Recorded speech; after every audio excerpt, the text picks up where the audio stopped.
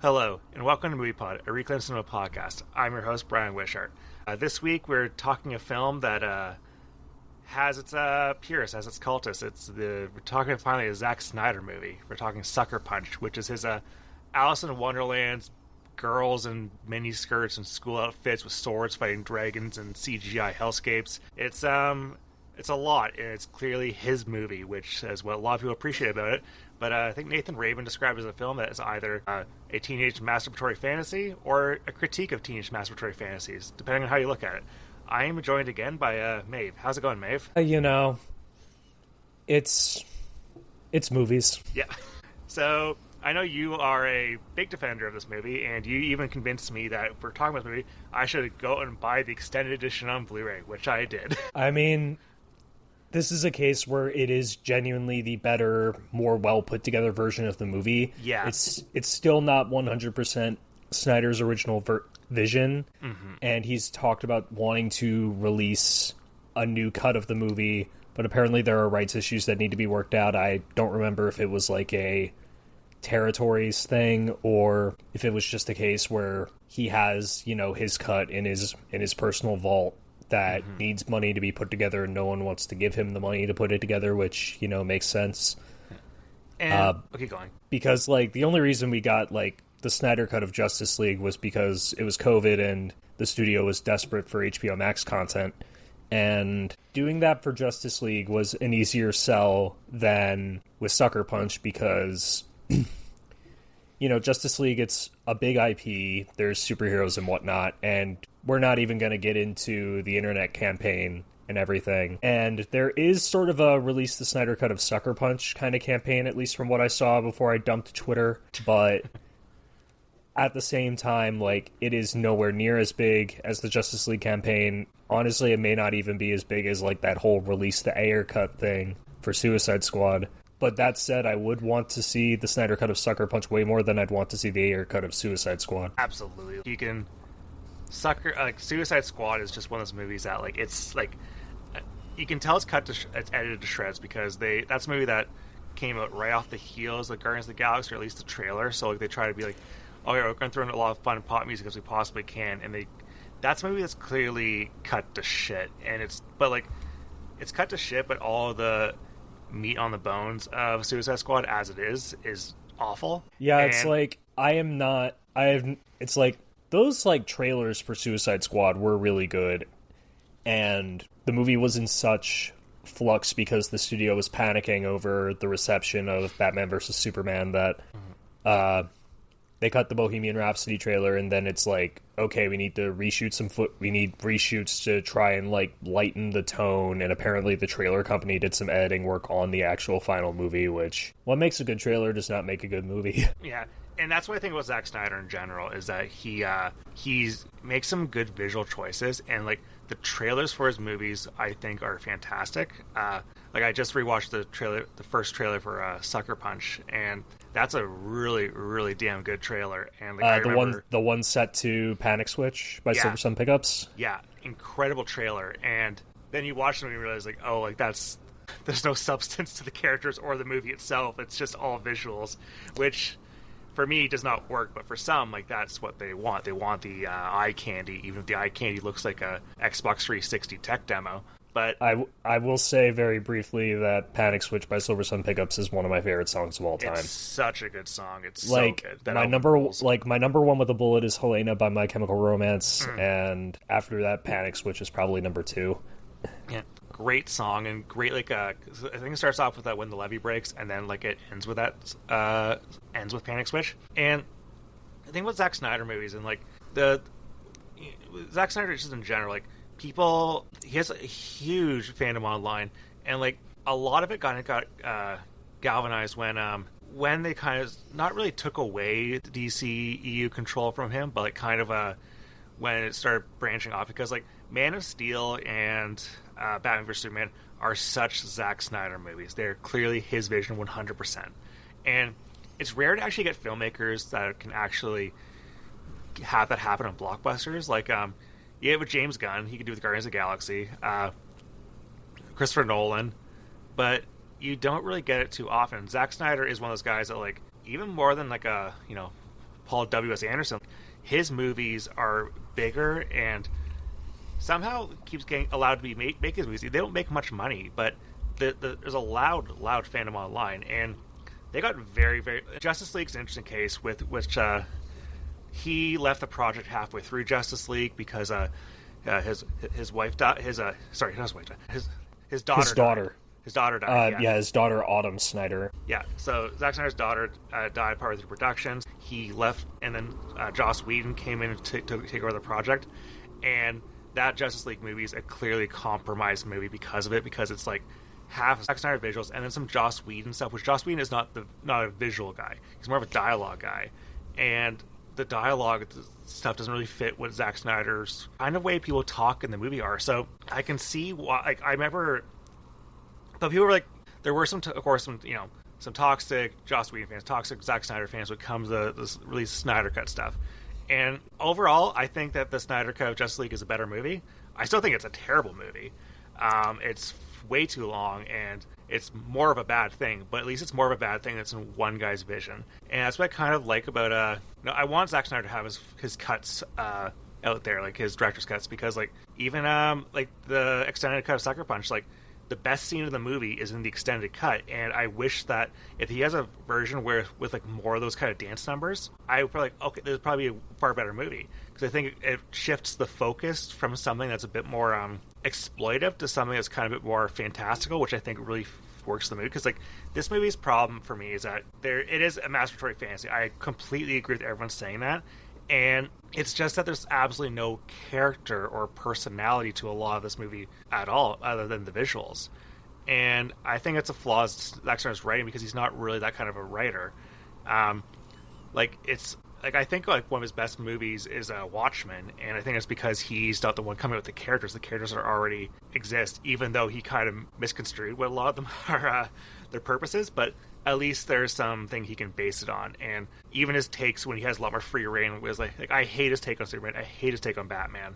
But yeah, and I think Sucker Punch is an interesting case where like it turns we're doing this movie because it turns 15 years old this month, and I would love to see a proper director's cut. The extended cut's a little bit better, and this movie has its shooters, and I somehow Zack Snyder still has his fan base locked in with him, even though like I don't know, those Rebel Moon movies were the worst movies I saw in both their respective years. I will say that I have not seen the Rebel Moon movies.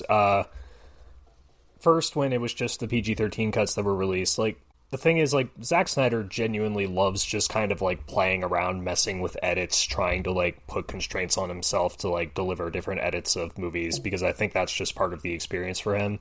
Mm-hmm. And I was told that I would probably be better off waiting for the director's cuts, and then by the time the director's cuts came out, Netflix started implementing some password sharing bullshit that made me want to use the service less and less.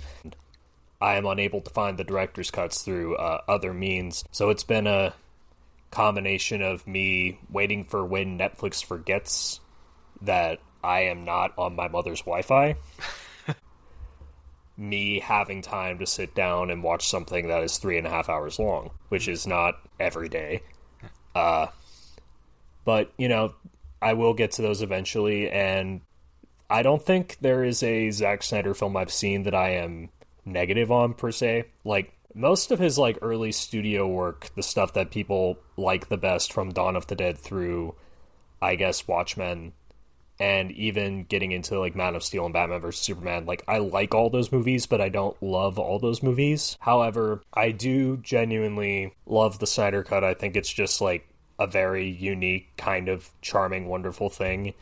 And I also love his Netflix movie from the same year, Army of the Dead. I think that movie fucking rocks. That's the one I've not seen. I think, like, however, some of my friends I talked to who were kind of like Snyder shooters in the past, they've kind of fallen off a little bit, because recently Zack Snyder has started operating as his own cinematographer.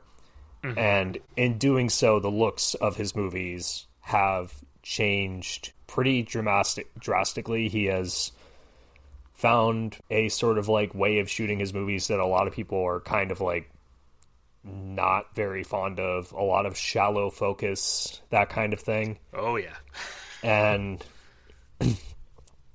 I don't hate the look. The look is not an issue for me, but I understand where it comes from because in his work with cinematographer Larry Fong, he had like a very sort of like unique visual style to it. Like you watch 300, you watch Watchmen, you watch Sucker Punch, those three movies all shot by Fong. They all have a very specific look, and Man of Steel was not shot by Fong, but Batman vs Superman was. Mm-hmm. And while Batman vs Superman is kind of like a more grounded aesthetic compared to like translating Frank Miller and Dave Gibbons illustrations or Sucker Punch, which alternates between what's the name of the Berserk guy? Oh, I have no idea. Miura, the Berserk guy. It alternates between him and Frank Frazetta paintings, and it's all very hyper digital. It's all very like, in Sucker Punch specifically, dreamlike. I believe the earliest way Snyder described the movie to press when talking about it as sort of like a dream project was Alice in Wonderland with machine guns. Which is accurate. Yeah. And I had rewatched this movie within like the last year before sitting down for this episode because I decided that 2025 would be a year where I rewatched the films from some of my favorite cinematic bozo directors. Guys like Snyder, guys like Paul W.S. Anderson, guys like Joel Schumacher, my beloved. I need to do a Joel Schumacher movie on this podcast someday. There's a lot that you could do, like those, like, yeah, they're like, you know, his maximalist style Batman movies, like they are like. I genuinely love Batman and Robin. I think that movie rules. I think it's a good movie. Yeah, and also Alex Proyas was another one of those guys because Proyas, I guess, has a little bit more critical acclaim than the other three guys I mentioned. Mm-hmm. Because, you know, The Crow and Dark City are considered all-time classics, but I do think he has a real bozo sensibility to him, like Gods of Egypt in particular. That movie, I think, rules. But back to Sucker Punch. Yeah, and like, speaking of those guys, though, like, I think that, like, this is kind of a movie they don't really get much anymore. Like, when people get, like, their big kind of, like, this is, like, a big blank check movie for Zack Snyder, because Watchmen made a fair amount of money. So this is, like, his absolute passion project. And the guys who make these movies are people who, like, you get the Rebel Moons, but these are people, like, well, like, people like Sucker Punch back in the day, or, like, his superhero movies. So, like, Netflix is going to give Zack Snyder the money to do this. But, like, even, like, you know, when, let's say, the Russo brothers, when they get to come back to, like, you know, make something of their own style, it's something like, was it The Gray Man or Electric State? Like, they're a different energy than these entirely. They're like lethargic. Like, these movies have passion behind them. I may not like them at all, but at least there's something, like, there's a crazy, not necessarily maybe a crazy guy, but there's an eccentric guy at the helm who has something he has in his mind who wants to put it on the screen. Yeah, it's like Zack Snyder comes from that sort of 90s music video and commercial director cohort. He worked for the same company that produced filmmakers like Michael Bay and David Fincher and Tarsem Singh, all these very visual guys who started out doing music videos and then became accomplished film directors in their own right. And Snyder, people always described him early on as having a music video sensibility, and depending on who you talk to, that was derogatory or non-derogatory. For me, it's non-derogatory. Mm-hmm. And when I rewatched Sucker Punch last year, it was the first time I'd seen it in a while, and I still vibed on it. Like, the movie is clearly trying to, like, say things, and I'm not sure it fully gets there. I'm not even sure if in the sort of Snyder cut of Sucker Punch that it would even get there. But at the same time, like, I admire that it's trying. I admire that it's making an effort. And honestly, like, it's very interesting that almost 15 years to the day after Sucker Punch was initially released, we have a different Warner Brothers movie that cost roughly the same amount of money, that is an absolutely, like, weird thing that is trying to say things about feminism and stuff, which is Maggie Gyllenhaal's The Bride, which is a movie I don't think is successful, and honestly, I probably like The Bride less than Sucker Punch because I think The Bride has some juice early on, but I do think it loses it at around the halfway point and just kind of becomes more lethargic. Mm-hmm. but I'm probably going to go see it tonight because I've heard it's one of those movies that's just like, it's baffling in a unique way. yeah, that's the thing. Like, I can't hate The Bride because it's the kind of bad that's trying shit. Is it boring bad though? Because like I've seen a lot of comparisons to Joker Foligate, and that's one of the most boring movies I've seen in my entire life, and I almost fell asleep in the theater watching it. I have not seen either Todd Phillips' Joker movie, and Lucky. The Bride does share the cinematographer and the composer of the Todd Phillips Joker movies. Okay. But I think that's kind of a very like surface level thing, and I feel like it only gets boring around like the 40-minute mark, the 60-minute mark, because there is some like weird juice it has going on when it just throws you full force into what the framing device and story is.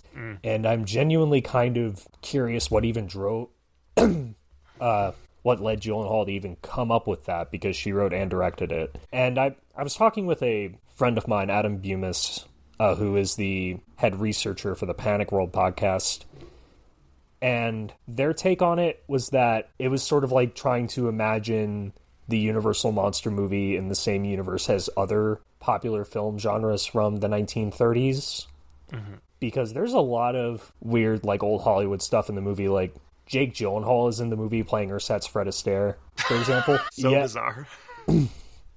Yeah, and it is, like, genuinely really important to, like, how the Christian Bale Frankenstein's character, like, is. Oh my god, I'm so stoked to watch this movie. Yeah, and it has an all-timer dumbass credits song, cut to credits song. Like, you are going... Fuck yeah. It is from... There is, like, a version of this movie that is way more successful where that credits song, like, caused an audience to, like, hoot and holler. And unfortunately, I don't think the movie leading up to that is good enough to deserve it. But I do think The Bride is a worthwhile watch, though that said, I will say personally, like, I was not bored watching Sucker Punch. So, I know a lot of people who do find the movie boring, though, and I get it. I find it gets tedious. I feel like by the time you get to the third fantasy within a fantasy sequence, like, okay, the action's pretty similar. It's pretty much all the same kind of thing. And, like, it feels like a video game, too. And, like it's funny, when I popped in the Blu-ray, one of the first trailers is for the video game Fear 3. Oh, like, man, yeah, that trailer is such, like... I'm not really a video game person, but that trailer is, like... I've seen that trailer a couple times now, like, owning this Blu-ray, and God, that video game just looks so fucking unpleasant. That trailer is such edgelord garbage. Yeah, by the time Fear 3 rolls around, it's, like, pretty edgelord shit. But, like, you know, it is, like, Fear is, like, a shooter video game. It's basically, like, you're hunting down, like, haunted ghost girl thing who's, like, possessing people. It has, like, a lot of jump scares in it. And there's a game, it has, like, actually some pretty cool slow-mo stuff. Like, you can, like do Matrix, like, you know, bullet time and stuff. So, like, that stuff's pretty cool in the game. But, like, it's one of those games just like this where it's kind of like, okay, this is kind of tedious. The scares are tedious. The emotional beats are tedious. The whatever beats are tedious. And, like, it works well for a video game when you're playing it because like, you're kind of you're going through the gameplay itself. You're kind of figuring out the mechanics. Sucker Punch has that for me. It feels like a movie where it feels like I'm watching someone else play a video game that I'm not that into. Yeah, and before we get into like the movie proper, sort of like plot and development and whatnot, because I had rewatched the movie so recently, before this episode I decided to watch the Maximum Movie Mode special feature for the movie. It was a thing Warner Brothers used to do in sort of the early days of Warner Brothers Blu-rays, where instead of a traditional commentary, they would have a director or an actor sort of like standing in a white room with the movie playing on one screen and the director coming in, interjecting, giving context, and playing featurettes and sort of EPK stuff with options to go look at concept design and pre-renders for CG and stills from the set. And I gotta say, this was an insanely cool feature. I know Snyder had done this before on Watchmen, and he had the rhythms very well. He's a very charismatic guy, so he was a good host for the project. And the main thing it reminded me of is that even for, like, movies people hate that seem, like, sort of, like, weird and slapshot and whatever, every detail of these movies has an insane amount of thought and care put into it. Like, they were talking about set design, and actors were talking about making choices, and Zack Snyder's wife, who is his longtime producing partner, was giving opinions on the story and whatnot. And it was also fun just hearing from the actors sort of talking about, like, what they read into the story and how they were trying to, like, sort of, one second, need to find, like, wording for this. I guess serving the themes through how they portrayed the character. There were bits where Carla Gugino and Oscar Isaac were talking about how the set design were informing their choices playing these characters, that kind of thing. Mm-hmm. And it really just shows that every movie is a labor of love. It's collaborative. Like, it takes a lot of work to make a movie. Yeah, and it's also an incredible production resource for the movie because it has all this concept art and all these stills and all this sort of even pre-renderings of CGI stuff, and talks with, like, basically every major creative head on the movie. And it is just an insanely interesting, and I would actually recommend it as a resource for, like, people trying to figure out what making a movie is like, because every once in a while something like this happens. There's a feature on the Blu-ray for the John Carter movie that is just a documentary about one specific day of shooting on it. Mm. And it talks with everybody on every level of the production about what goes into one day of making a giant blockbuster, and it is fascinating. It just happens to be that the feature was filmed on the set of the movie John Carter, so it kind of flies under the radar. I like that movie, but I like it too, yeah. But, like, yeah, it's kind of like a lost art when it comes to, like, the lack of physical media, because, like, all these special features a lot of times was just to, like, help sell a DVD or a Blu-ray.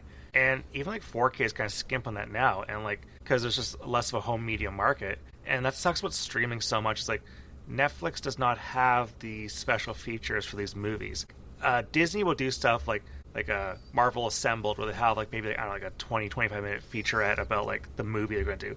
But, like, it's not really about all the filmmaking. And a lot of it's just, like, especially the Marvel stuff, where it's kind of like, you know, it's like the actors trying to read so deeply into the characters. It's more focused on the actors, and it is so, like, the craftsman people for the most part.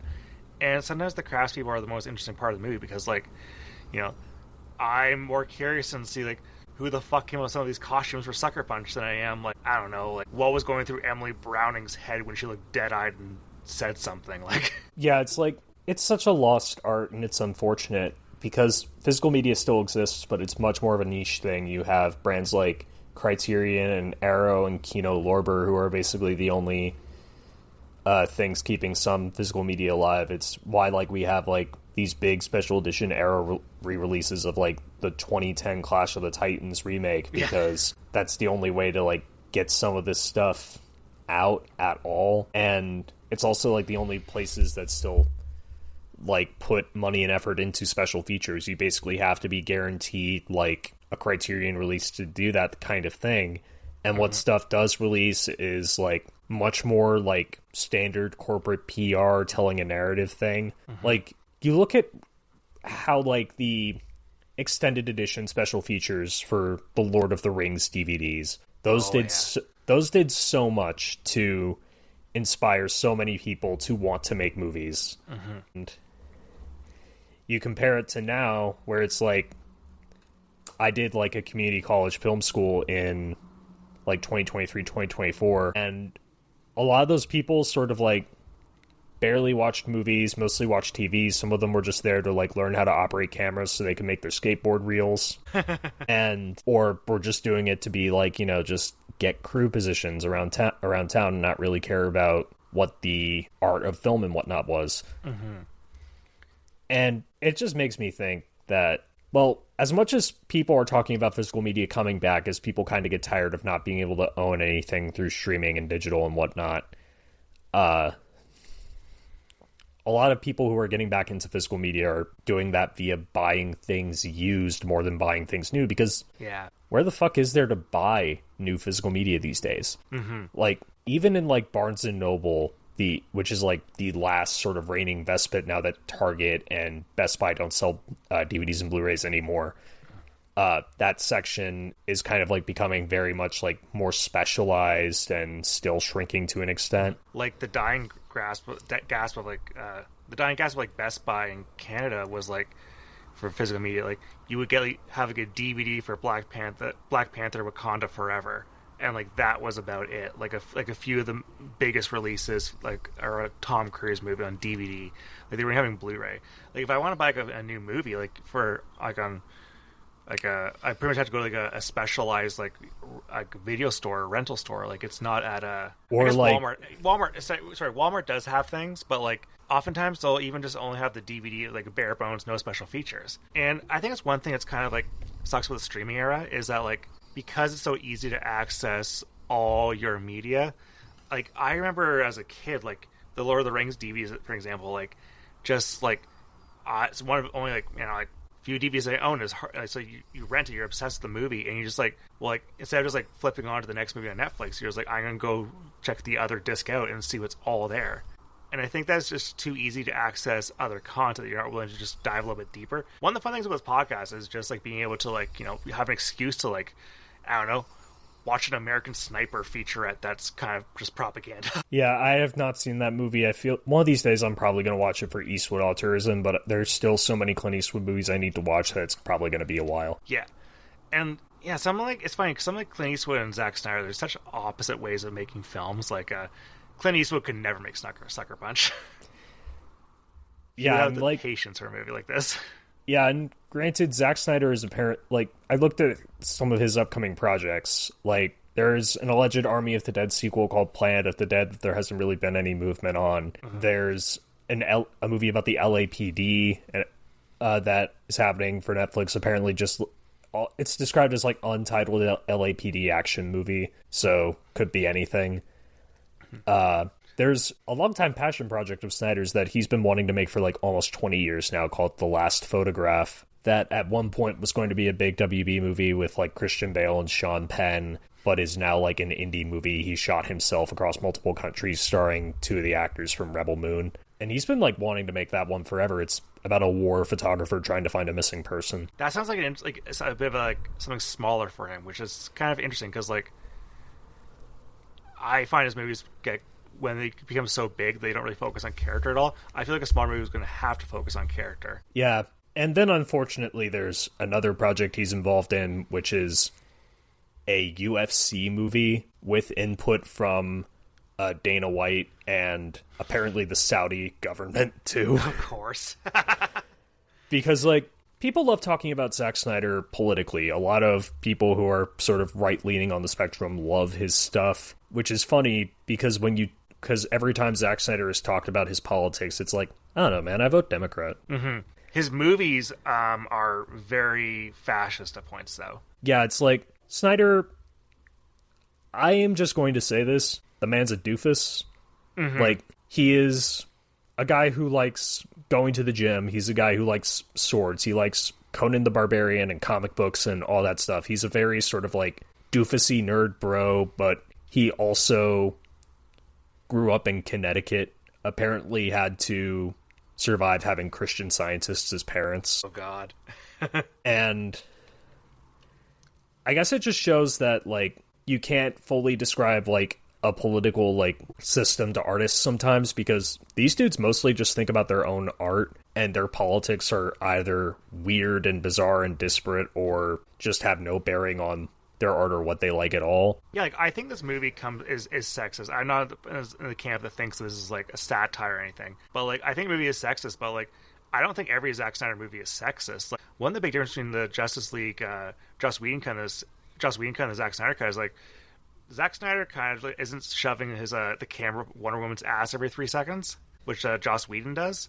And but, like, wasn't like one of the rumored stories from Joss Whedon's time on Justice League that Gal Gadot refused to do a scene where, like, the Flash crashed into her and his face was landed on her tits, so Gadot was not on the set and he shot it with a body double. That sounds right.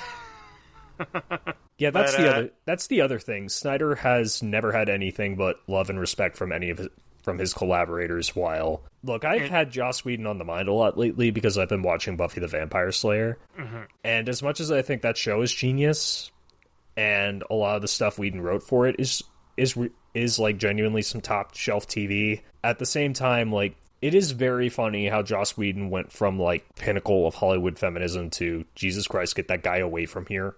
Not even just from how his personal behavior and how much of a menace he was behind the scenes, but also just from a lot of his work and a lot of his perception of feminism not particularly aging well. Because you see all this reading on Buffy as a feminist show, but there is a lot of the show where, like, I'm thinking of this like bit from season 5 where Buffy breaks up with like some like asshole Riley who's like basically made out, and I hate who's, Riley. who's made like entirely out of particle board and wood glue, and they break up because Riley's being a fucking asshole. And there's an entire scene where another male character goes up to Buffy and is like, "Why would you break up with him? He's beautiful. He's perfect. He loves you. Go chase him and get him back." And it treats that as correct. And oh, keep going. And I've talked with some other like Buffy nerds about it. They think it's just because that episode was written and directed by a woman, Marty Noxon, and my friend kind of suggested that it was just her trying to be nice to the actor and went a little overboard. Because you look at quotes from Noxon and Whedon, and they're like, Riley was boring, we had to get rid of him. But it definitely didn't feel like it. It feels more like there was someone in the show's writing ranks who loved Riley and was just really bitter about how the whole thing was shaking out. The character of Riley was very bitter about how everything was shaking out. But yeah, that's enough Joss Whedon for the day. Yeah. But like, yeah, it is with Joss Whedon and Zack Snyder comes like their depiction of women and feminism, yeah, because I do think this is like both of them can make very sexist things, but I think that also was the difference between Zack Snyder and Joss Whedon is that like something like Man of Steel and Batman vs Superman are so unlike the Marvel movies, and basically like because Joss Whedon did uncredited rewrites for X-Men, like pretty much the entire modern superhero movie is all rooted in Joss Whedon, and I think what people like about Man of Steel and Batman vs Superman, which is Zack Snyder, is that it's so different in tone to every other superhero movie. I think they're terrible movies, but like they're at least different enough. And let's get into Sucker Punch itself, because this is a movie that is like, this is probably the most Zack Snyder movie there is when it comes to pure what Zack Snyder's interested in and what his style is like. This, I don't think like this is like 100% like unfiltered Zack Snyder. But yeah. Apparently Sucker Punch was something that Snyder kind of came up with like some base characterizations for as far back as his time in college. The movie's co-writer Steve Shibuya was a college friend of Snyder's. Like, you look at his IMDb and Shibuya hasn't had exactly a sterling career. Like, this is his only writing credit. All his other stuff is like sort of ancillary crew or grip work on other things. But apparently this was something that Shibuya just kept kind of tinkering away with, while sometimes with Snyder, sometimes without. And then when Snyder kind of got some stature at Warner Brothers, especially around the time where 300 was such a big hit and he was doing Watchmen, he had talked back as far as the Watchmen press cycle that he even before the Watchmen press cycle, honestly, like after he was announced for Watchmen, that Sucker Punch was something he really wanted to do. And when he starts talking about his intentions in the Maximum Movie Mode special feature, something he talks about is that he wanted to do action scenes that were sort of unmoored by what the laws of our current reality are. So you have sort of that anime influence on the action scenes, that even wuxia influence from especially some of the martial arts that the actors were trained to do for the scenes.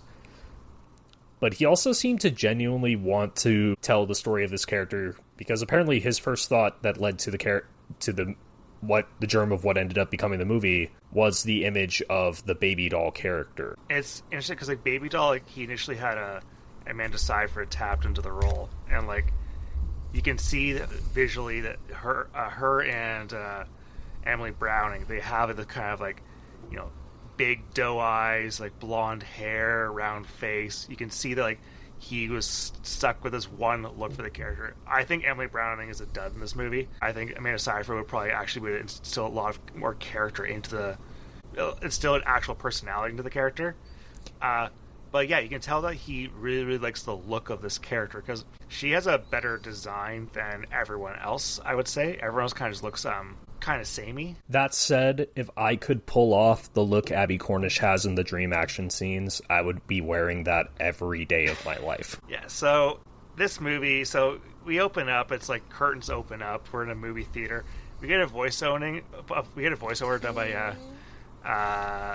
by Abby Cornish. She plays a character called Sweet Pea, and it's this, I wrote this down, it's like, she says, everyone has an angel, a guardian who watches over us. We can't know what form they'll take. One day old man, next day little girl, but don't let appearances fool you. They can be as fierce as any dragon. Yet they're not here to fight our battles, but to whisper from our heart, reminding that it's us. It's everyone of us who holds power over the world we create. Like, that's a lot of nonsense, but yeah, sure.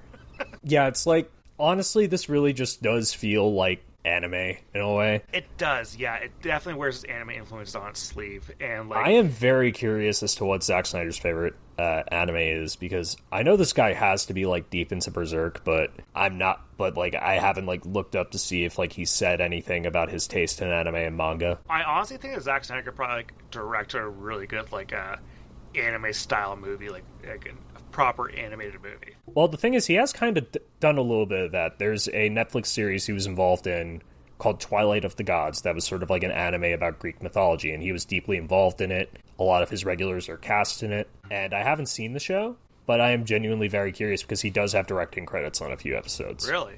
Okay. Yeah. So we also get so this movie has a lot of music, and I actually do like it's a lot of covers of songs, and I do like the music overall. I'm not a big fan of this slow, haunting version of Sweet Dreams. Yeah, that was actually sung by Emily Browning. Yeah, Browning has a few cuts on the soundtrack. When Snyder was talking about like his choices of music for the movie, the way he thought of it was that as much as the setting of the movie is like the early 60s, he wanted the music to feel like it was coming in from like out of time. So you have Sweet Dreams Are Made of This, which is a cover by the Eurythmics. Apparently Bjork's Army of Me was the first song that came into mind of him for him to use in the movie, and the version in the film is a remix that the rock band Skunk Anansie had a hand in making, which I had not heard of this band before doing like sort of a deep dive on the soundtrack, but I have a friend who's into all the cool 90s music and he loves Skunk Anansie. And they're also on the soundtrack later in the movie covering Search and Destroy by the Stooges. Yeah, like the music is because like again, this whole Zack Snyder being like very music video sensibilities, I think he blends the music well with the visuals, which is good because like it's just which I think is good that he's able to do that. So, like, at this point, we see, so Emily Browning's playing Baby Doll.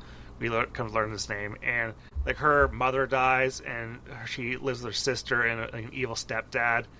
Like, we see the mother's funeral. It's slow-motion flowers on a grave. The tossing on dirt in slow motion onto the grave. And, like, this is a fucking Zack Snyder movie right from the get-go. And, the stepdad sees that everything in the will goes to the daughters, not him, so he gets very, very drunk and mad. And, the guy attacks, the stepdad attacks Baby Doll. She slashes him in the face. He locks her in a room. Like, she peeps through the keyhole and sees that, like, the stepdad's going, like, is pulling away the younger sister. So, like, she climbs out the window, gets her sister, gets a gun, and tries to shoot him, hits the light bulb, and then his arm. She's able to save her little sister and run away. But, like, actually, no. She accidentally kills the little sister when shooting at the step. Oh, does she? Oh, shit, I missed that. Yeah. Yeah, so that's why she was sent to the mental institution. The stepdad was able to spin it as her going crazy and killing her sister. Okay, yeah. Yeah, so then she's brought into the authorities drag her away. Like, he's clearly caused at this mental hospital. And as she's in the car being driven away, all the rain in the window rearranges itself to spell sucker punch, which is a title that's not explained in the movie. Snyder's tried to explain it as being like kind of like something shocking. It's kind of evocative. Like, you know, it can mean what you think, whatever you think it's going to mean. It's and provocative. It gets the people going. Yeah. I do think it's a good title. I think it does describe the movie. I do like how a lot of critics were it's like this movie is like it is like getting sucker punched. Like a lot of people hated the movie. Yeah, because like I remember when the movie came out, I heard about it because there were a bunch of people in sort of like the Channel Awesome era of like people making videos about movies who hated it. Mm-hmm. And I'm not even going to say that all their critiques were like wrong or anything, but at the same time, I do feel like the movie has more going on, and there's stuff I'm willing to give it credit for that they wouldn't. And also, this is like 2011 era Channel Awesome stuff. Where like all but like two of the people who were involved are embarrassed about it now. So I imagine like they'd at least come at it from a different angle than they would in the past. And so she's brought to the asylum, the Lennox House for the Criminally Insane, and in Vermont. Yeah, sure. And so, like, she's been, like, all the intake form says, like, she's violent and danger to others. All the orderlies are massive and, like, towering over Emily Browning because she's so short. Yeah, and then we get to the character Blue, played by Oscar Isaac, which this was about 2 years before he had his sort of breakthrough in Inside Llewyn Davis, and everyone was like, shit, this guy's like an actual movie star. Mm-hmm. And it's very funny looking back at Isaac's sort of early filmography, because like he's very big and hammy in Ridley Scott's pretty bad Robin Hood. Yeah. And he's also giving like a not very nuanced villain performance in this. Mm-hmm. And I even think he wouldn't have blamed people for straight up not thinking he was a very good actor. But at the same time, he is a Juilliard trained guy. He's done a lot of great work since then, and he was even doing great work before then. But at the same time, Oscar Isaac is the kind of guy where you add a beard and some gray in his hair, and his work does kind of make more sense as a result of that. This is the same year he was in Drive, and like they're very different performances, but it's also both like kind of like, you know, yeah, there's incredibly different performances, and like I think he rises up to the task in this movie. He's not asked to do too much, except for the extended musical number, which he is just awesome and very impressive. Yeah, we'll get there a bit later, but I found like a draft of the script, and it describes Isaac's character Blue as the de facto Dawn of the institution. Yeah. And there's after he's sort of done a little bit of a tour of the everything, it's revealed that he is doing sort of like under the table like lobotomizing for money from parents who want to get rid of their problem children. Mm-hmm. And the reason why Baby Doll's stepfather is doing this is so that when cops inevitably come sniffing around asking for her side of the story, they won't be able to because she's lobotomized. Mm-hmm. And I will say the Blue character in the draft of the script I found, I haven't gotten through the entire draft just because of time, but Blue is even scummier in the script than he is in the final film, and I think that's probably for the better, because some of it in the script is just kind of like pushing a little bit too far. Yeah, Zack Snyder has a kind of element to him too, where he kind of like wants to push things to be dark and extreme. He has this one quote, like when he was doing Man of Steel, and like he was asked what his Batman would look like. This was before he was signed on to do a Batman movie. He's like, yeah, this was like before he was even doing Watchmen. Even he was asked about what a Batman movie from him would be like, and he'd say, honestly, he was like specifically ripping off of like the Nolan presentation of Batman. He's like, his movie opens with Batman in prison. I probably would have been a little bit more, you know, this was like the early 2000s. It was a different era. He's definitely would say it differently now, but I believe he said that if he had made Batman Begins, he probably would have had Batman be raped in prison. You know, 2008 edgelord nonsense. Yeah, and so like this movie kind of gets close to sexual assault, like very, very, very close to it. And it's like that, those elements of this movie. This movie kind of like feels like an exploitation movie. I kind of dig it a bit more. It's not like a Tarantino movie though, where like he's clearly wearing the exploitation elements on the sleeve. Like he's more interested, it seems, in the fantasy world than he is like anything else. Yeah, like I will say that I do think the movie starts becoming more interesting once we get into the first sort of alternate reality. The first layer. Yeah, that's even how it's described by the crew people in the Maximum Movie Mode special feature. Because the movie is alternate realities on alternate realities on alternate realities. That confused a lot of people for probably solid reasons. But I honestly think that the movie could have like done without the first layer. If it was just all fantasy, I think it would have worked just as well.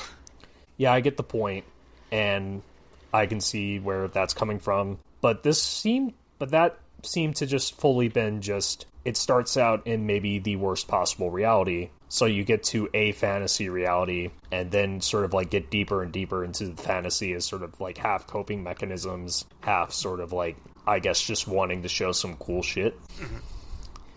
Yeah, because like the way we get to these realities is that like there's like a theater in this insane asylum, and like all the girls are like basically all the girls in this insane asylum, like they're like at tables like playing chess and stuff. This is kind of the rec room, and Carly Gugino, she plays Dr. Bierzgorski, who's like the doctor there, and Oscar Isaac is like forging her signature to get lobotomies done. Like he's getting paid like a couple grand to fudge her forms. And she says, Carly Gugino says to her you can control this world. This like the world you control can be as real as any pain. And then we get like a very sad version of "Where's My Mind" by the Pixies. Actually, that doesn't show up. Actually, before that, no wait, yeah, "Where's My Mind" by the Pixies, which is another one of the Browning cuts on the soundtrack, done with a singer-songwriter named Yoav, whose work I cannot say I'm very familiar with. Then sort of we get a sad montage of her in the insane asylum, and then it cuts to the first alternate reality as it shows her about to be lobotomized. And it cuts to that with the Sweet Pea character played by Abby Cornish, I guess trying to do like a sexy dance version of like a mental patient being lobotomized, that she stops because she's like, what the fuck is this? We can't make this sexy. Yeah. Who has this fetish? Yeah, and the lobotomizer that's like ready to get her is played by John Hamm, so he'll come back later in the movie. But yeah, so this is the reality that they're in, like, which is like the first fantasy world. Like it's like almost like almost like a bit less of an insane asylum, more like a cabaret kind of place where like Oscar Isaac plays like the mean like proprietor of the club and everything. Carly Gugino's like plays the madam, who's like, keep taking all these girls who are like dancers in this world, who like basically people come here and pay for them to like see them dance and like go off to side rooms with them. And so like in this reality, stepdad is a priest who's bringing baby doll there to sell her virginity. Thank you, Zack Snyder. And there's a high roller coming in 5 days' time who's going to pay a lot of money for baby doll and her virginity, presumably.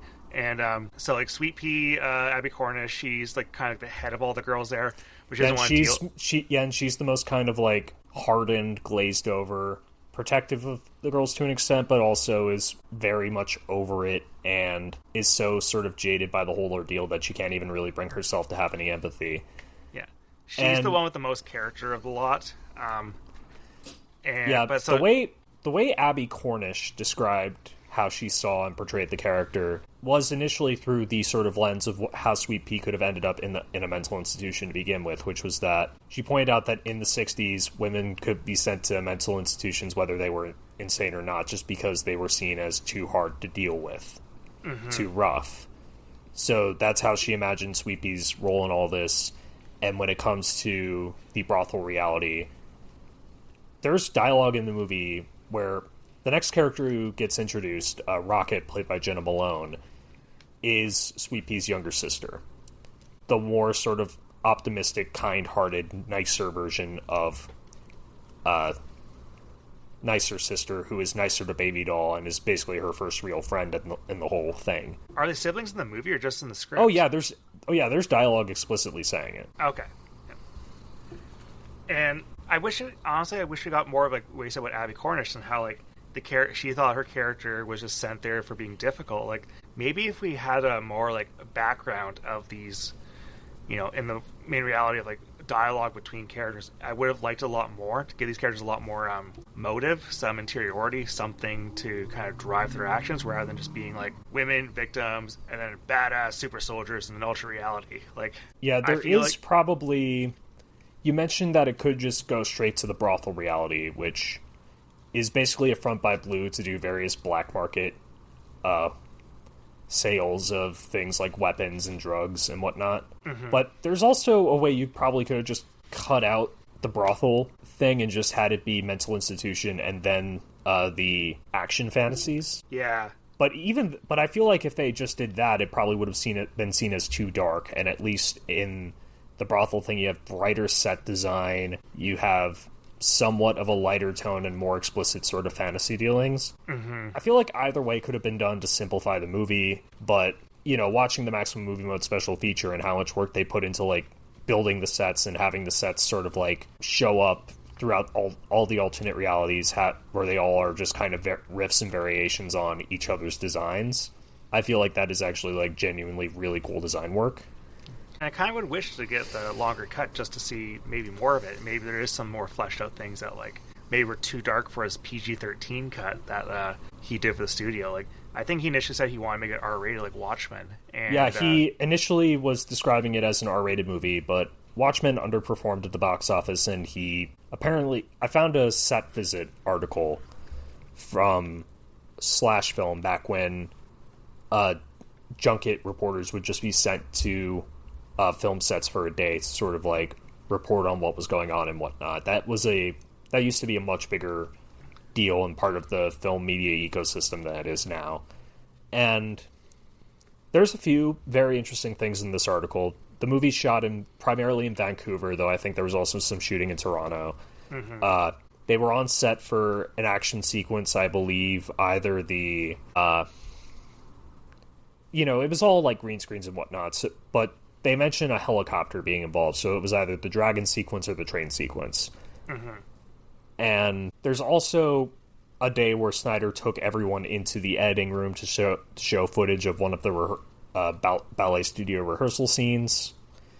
And he mentioned ways that he was trying to, like, get around the studio now wanting the movie to be PG-13, mm-hmm. which went deep into the designs of the creatures that they were fighting in the fantasy worlds so that there would be sort of less blood. That's why the evil World War I soldiers in that fantasy scene are zombies, so that mm-hmm. Snyder wouldn't have to deal with, like, changing the color of blood or whatnot. But also, apparently Snyder delayed the set visit so that everyone involved could go see Avatar in theaters. That rules. That's awesome. Like, that is so, like, because, yeah, you're making a movie about pretty much living in a CGI fantasy realm with all the action. Like, he could probably tell the actors, like, hey, like, this is what we're trying to do, something similar as this. Like, this is the wonderful 3D digital world we're going to be creating. This movie is also released in 3D as well. It actually wasn't. They initially had announced it as something that would be using 3D technology, but by the time the movie was released, there was not a 3D release. Did I not see it in 3D? I'm not sure, like, because, like, Man of Steel and Batman vs. Superman got 3D releases, but those movies were not sort of made with 3D in mind.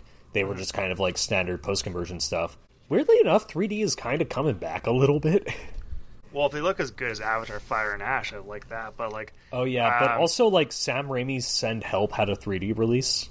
Did it? Oh, yeah, it's actually pretty cool to see. Yeah, when I saw Fire and Ash the second time, I saw it in Dolby 3D, and the trailer for Send Help played, and I was, like, moving the glasses back and forth. I'm like, oh my god, wait, this trailer's in 3D? Because no one had talked about Send Help as a 3D release until it just kind of, like, got mentioned as an afterthought. Around the same time, like, I saw the trailer in 3D. And the crazy thing is, like, I didn't see the movie in 3D, but people who did say that it looked fucking great. I can imagine, like, a lot of that movie does have, it's like Sam Raimi doing, like, almost like Deadite stuff from Evil Dead again, and a lot of things, like, popping up in your face and stuff. There's, like, a lot of, like, it's a great looking movie. I could absolutely see that movie popping out in 3D. But, like, they still release the MCU movies in 3D. Like, I saw Fantastic Four First Steps in 3D because they had the Fire and Ash trailer before it. I want to see that in 3D. And, like, there were, like, two scenes in the movie that actually looked good in 3D. The rest of it looked horrible because it's a bad-looking movie. Yeah, the first time I saw Doctor Strange 2, I didn't want to see it twice in theaters. I was dragged to it for a second time. Yeah. But I saw it in 3D the first time because of the trailer for Way of Water. Nice.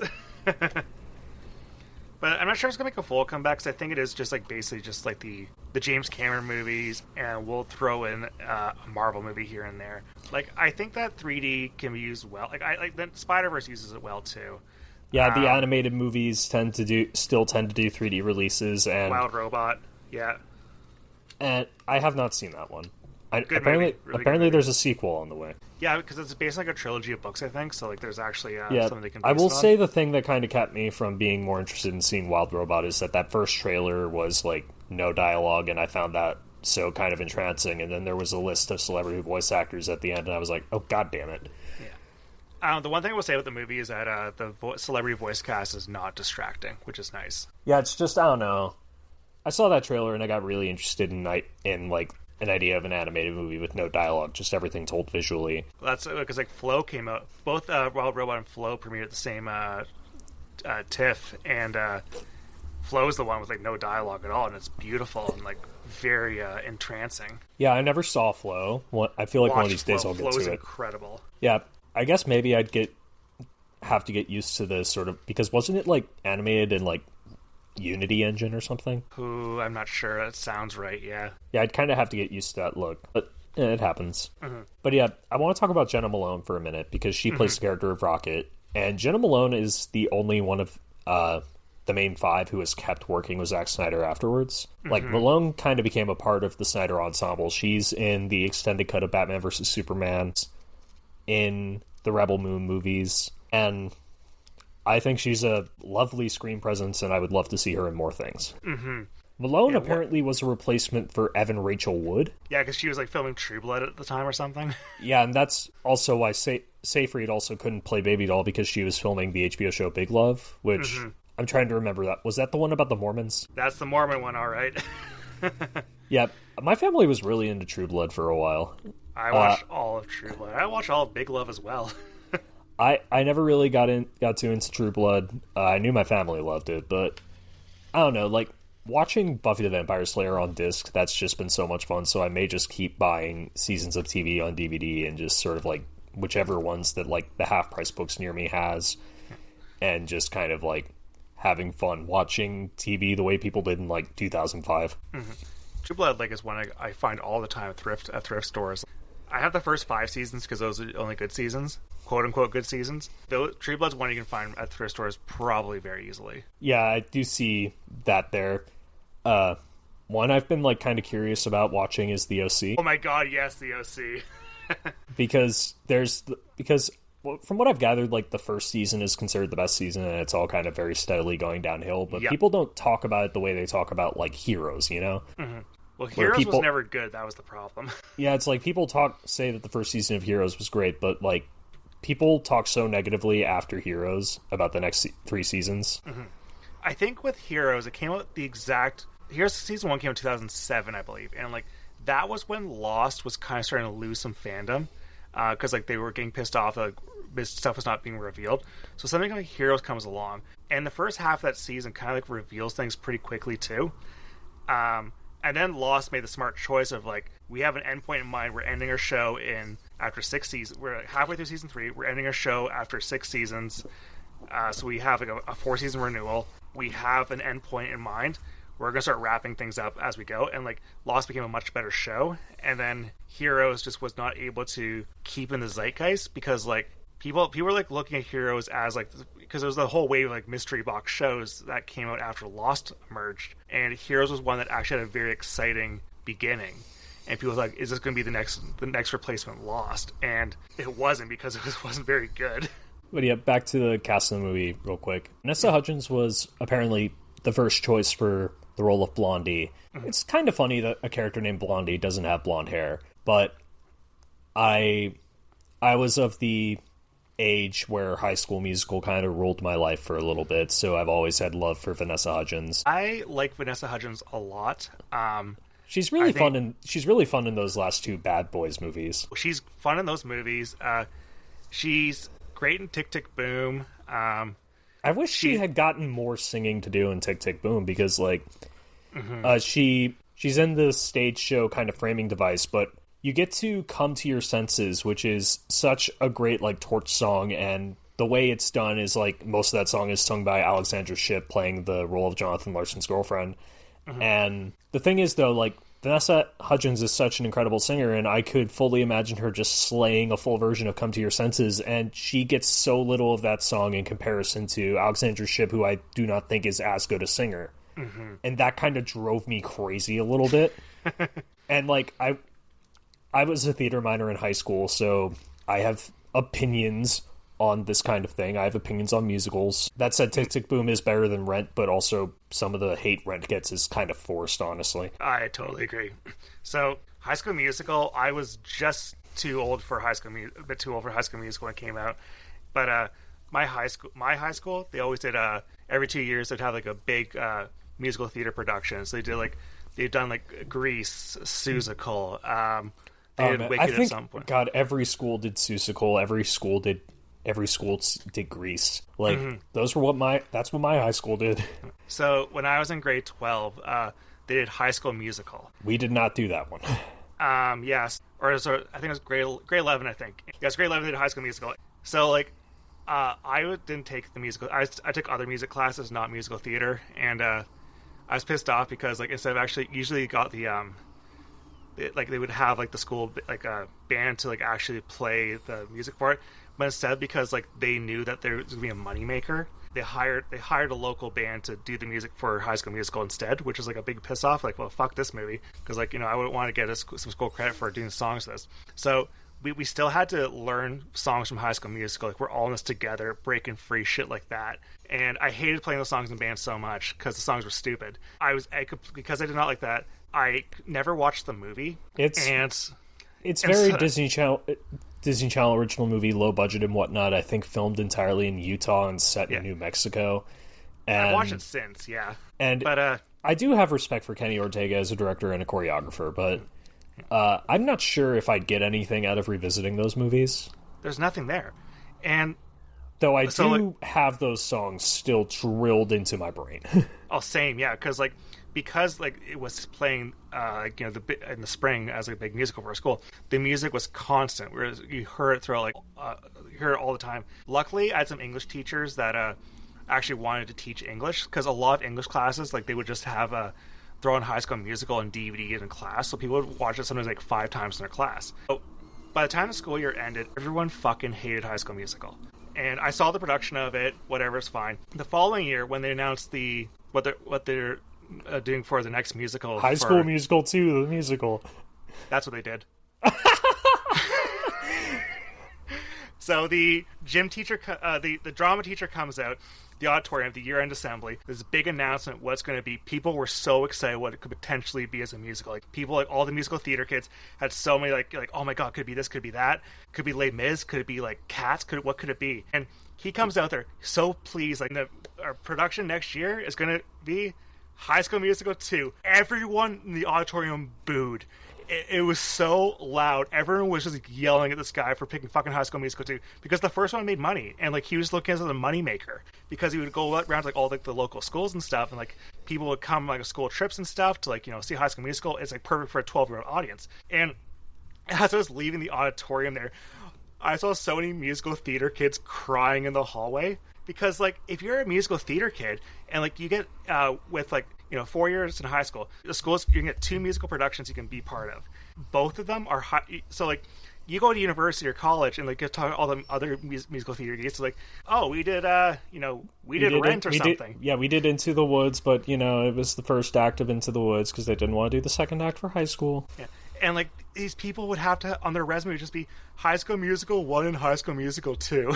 Yeah, it's like, I know my high school did Seussical and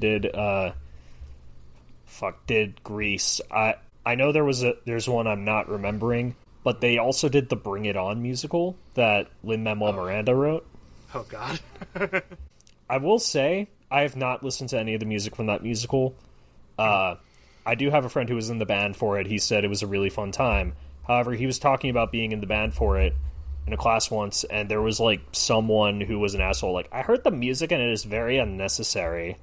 And it's like, god, it's a fucking musical. It's fuck you. It's a musical. It's a musical. I get that the movie exists and it's not a musical, but suck my dick. But yeah, I was much more a college theater kid because I got into Hamilton right as I was graduating high school because that's what people were doing in 2016. Yeah. And I did not do too much acting in high school and in college, and all my acting was in freshman year, which was Eddie in the Rocky Horror Shadowcast. Nice. And one of the director's showcase plays. I auditioned for Rent. I got called back. I didn't get it. I auditioned for Into the Woods. I didn't get called back. I didn't even bother to audition for Year in Town. And then COVID happened, so I couldn't audition for my senior musical anyway. That sucks. It happens. But yeah, I do like Vanessa Hudgens as a presence. I think her character has nothing really to do. The extended musical number gives her something to do, but there's not much personality to the character. As we also get to meet Jamie Chung's character Amber, who also was apparently the one that was the hardest to cast because the original choice was Emma Stone. She couldn't do it because of Easy A, and then it came down to Jamie Chung and Frida Pinto, and they went with Jamie Chung. Jamie Chung, I don't think she's acted recently. Or am I confusing her with Devon Aoki? I think Devon Aoki you might be confusing her with. Okay, yeah, because Jamie Chung replaced Devon Aoki in the Sin City sequel, so that's why I was confusing it. Yeah. She's done a lot more voice acting in recent years.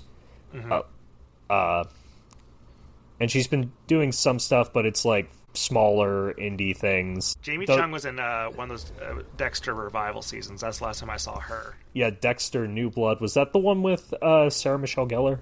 No, Dexter New Blood has Clancy Brown as the villain. It's the first revival, where he goes out. He's like living in like a snowy town. The Sarah Michelle Gellar one is Dexter Original Sin, which is the prequel show, and which got canceled. There's one called Dexter Resurrection, which is the sequel to Dexter New Blood, and it's incredible. Like, it's such an awesome show. Uma Thurman's in it? Uma Thurman is like the henchman to Peter Dinklage, who's the villain.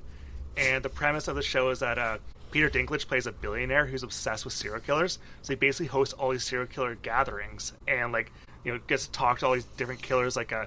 Has Kristen Ritter plays one, Neil Patrick Harris plays one, Eric Stone Street, David Dastmalchian. And Dexter uses a fake identity to get in there. He's like, oh shit, I have a lot of people I can kill. So that is basically the season is him killing off all these killers he's met at this serial killer retreat. It's such a fun season of television. Yeah, I've not seen any Dexter. I have a friend who is kind of obsessed with it, but half ironically obsessed with it. Part of the fun for him is making fun of the bad seasons. Yeah, because it becomes the worst television ever made in the back half of the original run. Yeah. Also, apparently Brie Larson auditioned for a role in the movie. Yeah, she said this in 2020 in an interview. Snyder, his quote about when asked why he wanted to do something with where the leads were all women, he said, "I already did the all male cast. I'm just doing the opposite end of the spectrum." It's such an easy thing to do, and it's, that's comes across. It doesn't come the intentions aren't pervy, the execution's pervy, but yeah, it is because part of it, I guess the feminist read you can do that. It's women taking back their autonomy from these guys within an institution. That's kind of what Snyder's wife, Deborah Snyder, who was a producer on the movie, was getting at. She saw it as taking agency back in situations where it was stripped from them. And I saw some reviews that are basically saying the real sucker punch is the ending where it is all for nothing and they do die, and it's you were with these girls cheering them on with their sexuality, and then that's pointing the camera back at you for hooting and hollering and perving up these girls. I'm like, this is not the Showgirls ending. This movie is just it's a tech demo. Yeah, it's people argue about their specific readings of the movie. I see both sides and kind of come down, no strong feelings about it one way or another. Partially because I think the movie, because the way it says things is nonsense, so I can't really describe a reading either way because it's very sort of anime nonsense in how the movie in the text talks about its themes. But at the same time, and Snyder has definitely said out loud that he sees it as commentary on sexism and geek culture, which not entirely sure if he meant it like that at the time, but he said that in 2019. And And that was the height of the release of Snyder Cut stuff. So like that was when there was a lot of sexism in that culture specifically. Yeah, and this was, it didn't help that this was around the time Joss Whedon was having all his dirty laundry aired. 100%, yeah. But like I've seen other Zack Snyder movies, and I know that they don't have much to say about anything. So like it's hard for me to really like think he had anything really deep and intelligent going on with his intent with this movie. But at the same time, Snyder has always come across to me as a guy who is well-intentioned. Yeah, I don't think he's malicious. I never think he's malicious. So given that his wife was talking about it kind of the same way he would later talk about it in the Maximum Movie Mode special feature, I would not be surprised if that was his intent. Mm-hmm. But the movie as is, even if in its extended cut, is kind of like fudging it a little with the presentation. Mm-hmm. And I will admit, honestly, like, I do have issues with the costuming of Baby Doll in the sequences, which, granted, is kind of textual. And the movie is trying to say something about it. But I do also kind of still think the costuming is, like, you know, it's not an aesthetic choice that I love because it's not something I love in the clear, like, sort of anime inspiration for it. Mm-hmm. So that's just more of a personal taste thing for me. The intake forum says that Baby Doll is 20 years old, but, like, Emily Browning looks so young. She looks like she's like 14. Yeah, Browning has a baby face. She even looks really young a couple years down the line when she did the American Gods TV show. Mm-hmm. And as much as I always have a little bit of fondness for Browning because I watched the Series of Unfortunate Events movie a lot when I was young, and I thought she was pretty good in that. But at the same time, like, this was maybe her only real movie star push. I think so, yeah. There was like a Red Riding Hood movie that came out like a couple years after this, but I forget how big that was. Amanda Seyfried. Was it? Yeah, no, there's another one with Emily Browning, I think, too. Yeah, Emily Browning, like, I'm looking at her film credits. Sucker Punch was the same year. I think it was Sleeping Beauty that she was in. That was an Australian art movie produced by Jane Campion. Yeah, so it wasn't like a blockbuster push.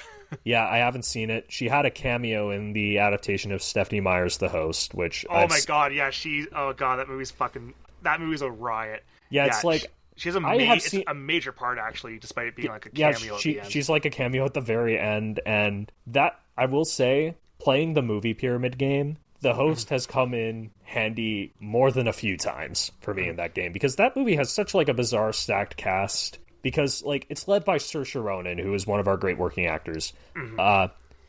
The supporting cast features Browning's cameo, William Hurt, Diane Kruger. It is such, like, Frances Fisher, even. Joaquin Woodbine's in that movie. Like Boyd Holbrook before he had his weird movie star push in the late 2010s. Mm-hmm. Yeah, that movie, I love showing that movie to people because, like, it's as insane as Twilight, but in a different way. Yeah, there was a movie she did called God Help the Girl, which was directed by Stuart Murdoch from Belle and Sebastian, that I've heard is pretty good. She was in Paul W.S. Anderson's Pompeii as sort of the romantic lead alongside Kit Harington. Mm. She was in the Alex Ross Perry movie Golden Exits, which I heard was pretty good. I've never seen any movie of his. But at the same time, like, her work has sort of just become smaller and smaller films. She was in Monica? That's one I've been meaning to see for a while. It's a movie starring Trace Lysette, the trans actor. That I heard was really good. Her and Patricia Clarkson. And I would really like to see that one. Browning apparently has a supporting role in the movie. Damn, so does it. Yeah, I heard good things about it, but I never actually saw it. And Browning had done TV work as well. She was in American Gods, for example, but it seems like her work has slowed down. Mm-hmm. Well, it's not like she pops off in this movie at all. Like it's a vacant performance, which I'm not sure if that was the intent, but like I would not be surprised if it was the intent. But also she's an Australian actor trying to do an American accent. Yeah, and like she doesn't really have like any big dialogue scenes in this either. Like, yeah, she doesn't have like a crazy monologue. Like all the monologue acting stuff goes to Abby Cornish. Mm-hmm. Who I think Abby Cornish. Abby Cornish has a weird career because it seemed like for a while she was like kind of positioned as maybe like the next breakthrough, and she would have roles that made it seem like she would be the next big like Australian actor to break through into the mainstream. And the big thing of that was the movie Bright Star, Jane Campion's Bright Star, which is amazing. That movie rips, and and Cornish is very good in it. But after that, like, her roles were not exactly great. She was part of the voice cast for the Zack Snyder Owl movie, which is apparently just trying to mash 8 of those Owl books into one movie, from what I've gathered. I think the movie does look really cool, though, and it's kind of fun just seeing how the entire voice cast is Australian. And she kept popping up in, like, fairly major stuff. She's in 3 Billboards. Yeah, that was her second work with Martin McDonagh, because she was in 7 Psychopaths. She was also in Geostorm. Oh man, Geostorm, my beloved Geostorm. Geostorm rules. Yeah. And she's still been working, but again, it's not exactly anything major. She worked with Jamie Chung and again in a movie called I'm Beginning to See the Light. So that's cute. She also worked with Oscar Isaac again in We, the Madonna movie about the Nazi wife from The King's Speech? The movie about how she was good, actually. What's her face? Wallace Simpson. Yeah. I saw a trailer for that on a DVD recently, and I was just like, this movie looks absolutely insane. Like, who distributed that? Was that a Weinstein Company release? I'm not sure. But yeah, also because this was a movie that's shot in Vancouver, Patrick Sabongi is in it. But yeah, so like we're introduced to all these like characters, and like, you know, they don't really get like a quirk or a thing about them, so kind of like they blend together. But like, you know, Rocket is the one that's trying to guide her along the way. Abby Cornish wants to kind of like a bit of like she's like the bossy. Yeah, she's sort of like cynical. The one who sees herself as the protector. Yeah. The way Jamie Chung described Amber in the Maximum Movie Mode feature was that she sees Amber as someone who had kind of like resigned herself to the position, but when she got word of a potential way out, she apparently immediately sort of imagined what a life outside of the institution would be like, and just immediately hopped in. Well, it's good for her that she thought of it, because it's not really in the movie. Yeah, I will say, of the 5 performances, as much as Cornish gets the most to do, Malone is probably my favorite performance, just because I think Jenna Malone is bringing so much like excitement to the role. Yeah, because if it wasn't for her bringing excitement, it would just be dour. Yeah, and Carla Gugino is pretty great as well. She's doing a silly Russian accent, but she owns it. So like, we're gonna get to a big scene with her soon, which is like all these like women, they're practicing this dance routine to see like if the men will like the routine enough to take them to the back room, which like they'll like, you know, exchange favors, whatever. And here's we get the extended scene where Blue, as the MC, he has Carla Gugino on the stage. They're doing like a crooner routine as the girls are putting on their makeup. And the song "Love Is a Drug" plays, and this is only the extended edition of the movie. And this sequence is so fucking good. And I have no idea what's on the theatrical cut at all. And it was just shoved in during the credits. Yeah, but like the montage, the dance number, like Vanessa Hudgens is the belly dancer. Like it's a hot scene, it's a sexy scene. Carla Gugino and Oscar Isaac get to shine as well. It kind of shifts the reality where like this is a reality. This is like a fantasy reality that like even the 2 like people who like are running this place are still part of this fantasy reality too. It's not. It kind of reminds me that this is a different reality for Oscar Isaac as well. Like he's just not simply just the villain. Like he's doing something that's not just basically just being like a creepy villain. He's doing something like he runs this place. This is a guy who like he runs a club. Is running his girls and everything. It informs the character. It makes it seem like a lot less focused on the exploitation angle, and it's like. It's a wonderful, wonderful scene, and I think it's one of the best scenes Zack Snyder's ever done. And it's baffling that it's not in the theatrical cut. Yeah, the way Snyder talks about it is that it was cut. The reason why it was taken out of the theatrical cut was because it was thought that it had decreased the stakes, because they thought it made it seem too fun or whatever. I guess, yeah. But Snyder talks positively about the scene. He said he was happy to put it back in. He said that he was happy to use his old music video chops for the sequence. Mm-hmm. And the orchestrations for all the covers, because Tyler Bates, who was Snyder's main composer at the time, future member of Marilyn Manson, Tyler Bates, he worked with Marius DeVries, who was the musical director for Moulin Rouge on this movie, orchestrating the soundtrack and creating the musical numbers. And DeVries shows up to talk about it in the Maximum Movie Mode, and the way he described it was, Love is the Drug is a song that just begs to be turned into a cheesy cabaret number. And it works. Oh yeah, the scene is great, the cover is great, Gugino and Isaac are good singers, and again, it kind of helps you imagine like the version of this movie that is a full-on musical, and you wonder if it is better. However, when I was doing some research for this, because like I had repeated a thing where I was talking about how there were maybe like 4 other musical numbers that were left on the cutting room floor, but rewatching the sequence again, I was wondering if that was maybe an overstatement and that the other dance numbers that were included in the Love is the Drug number were just meant for that, and they were like, oh yeah, we shot like 5 different choreographed dance scenes that were meant to represent their own numbers, but they were always just meant for Love is the Drug. And so like it's like some guy like comes in like he gets bounced away because like he's like trying to like be like touchy with the girls. But he was also like freaking out at the gambling table. Or freaking out at the gambling table, yeah. So he gets kind of like booted out by some bouncers. So it's a kind of like still a rough and tumble place. Emily Browning's all sad and crying in the bathroom. Yeah, as a Browning sung cover of "Asleep" by the Smiths played. Yeah. Apparently they asked for singing in the auditions, and when she was called back, Snyder asked her to submit audio of her singing that song, and they liked her vocals on that so much they had her sing "Sweet Dreams Are Made of This" and "Where Is My Mind." And I will admit, she's a pretty good singer. Yeah, good singer. It's kind of funny because you don't really think of it as her performance because like you don't really realize it's her singing while you're watching the movie. Because like the character never sings at all, but like it's... Yeah, I would be curious to see Snyder do a full-blown musical, but this is probably the closest we're going to get, especially as I listed some of his upcoming projects earlier. He seems more interested in sort of like the action side of things. But I would genuinely be very curious to see just a bunch of Zack Snyder musical numbers. So this kitchen scene, so like Rocket, like she pockets some chocolate, and there's like the chef there is a massive pervert. He catches her stealing the chocolate and attacks her. Baby doll hears all the commotion, sticks a knife to the chef's throat, calls him a pig. They all run off,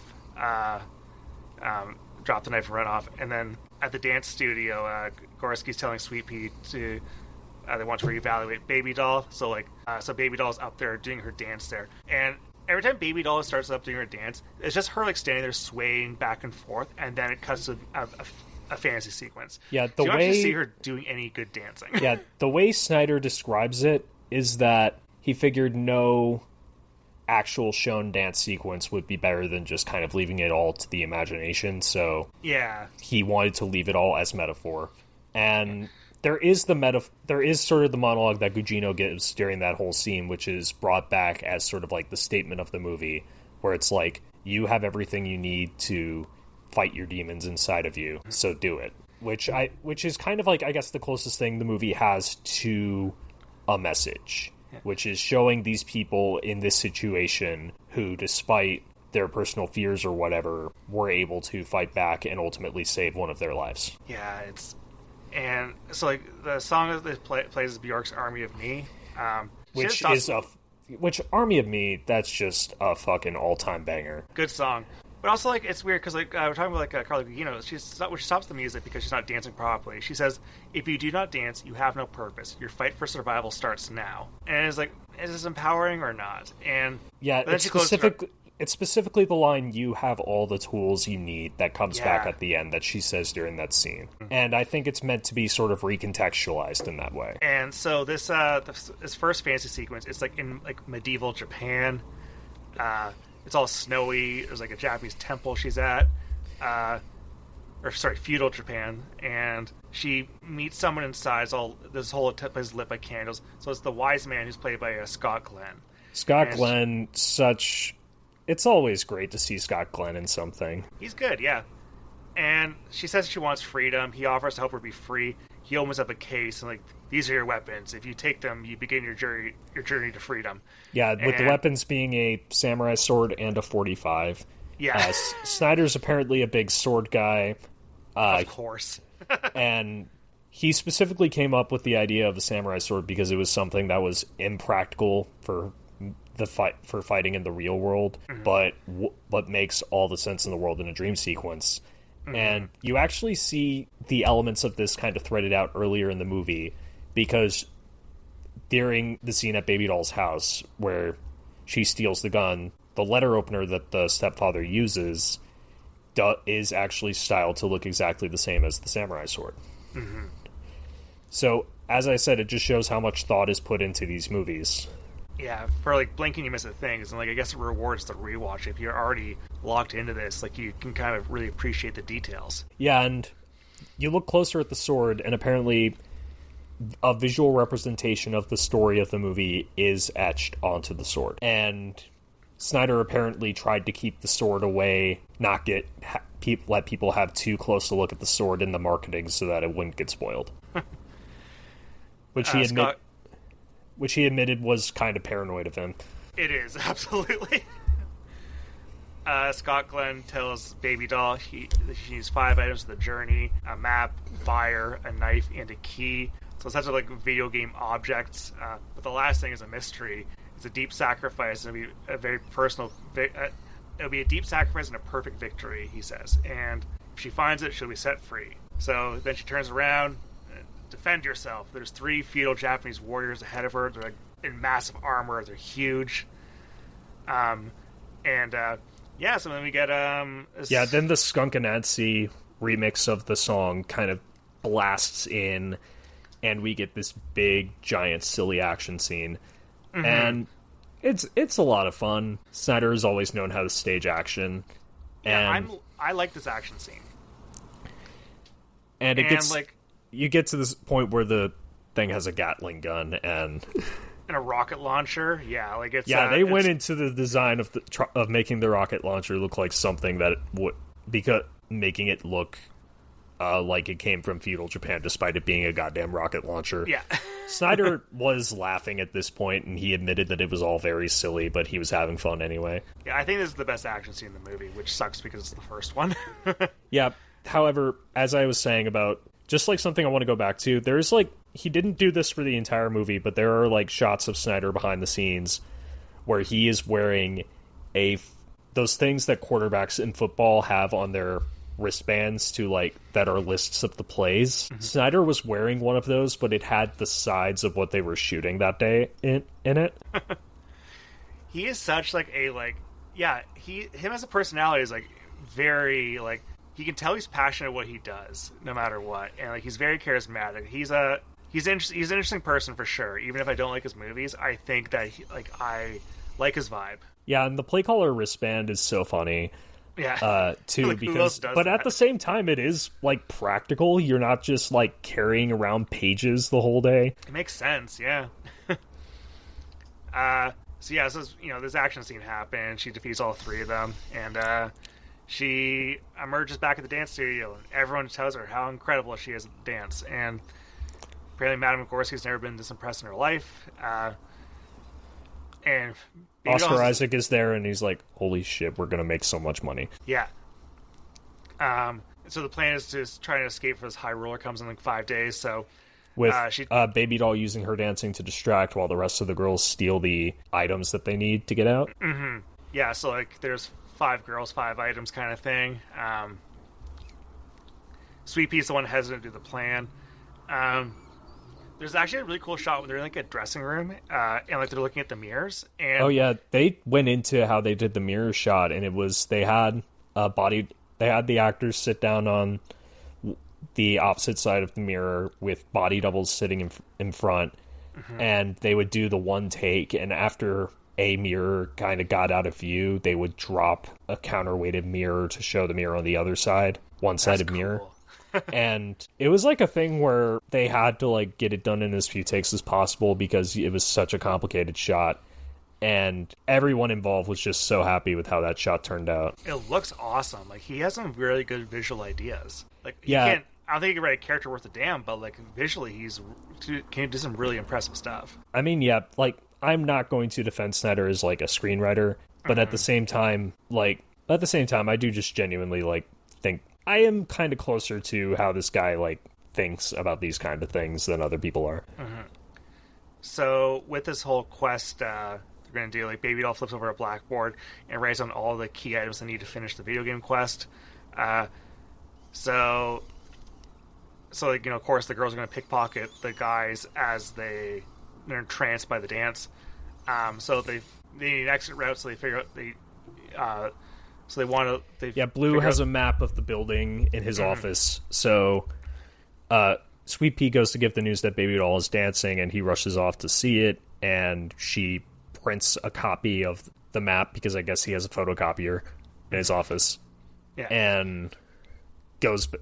And then as Baby Doll dances, we get the fantasy World War I, which is actually my favorite action scene in the movie. Yeah, White Rabbit starts playing. Yeah, a cover of White Rabbit performed by Emiliana Torini, who is an Icelandic singer-songwriter. She did the credit song for Lord of the Rings: The Two Towers. Oh, right, yeah.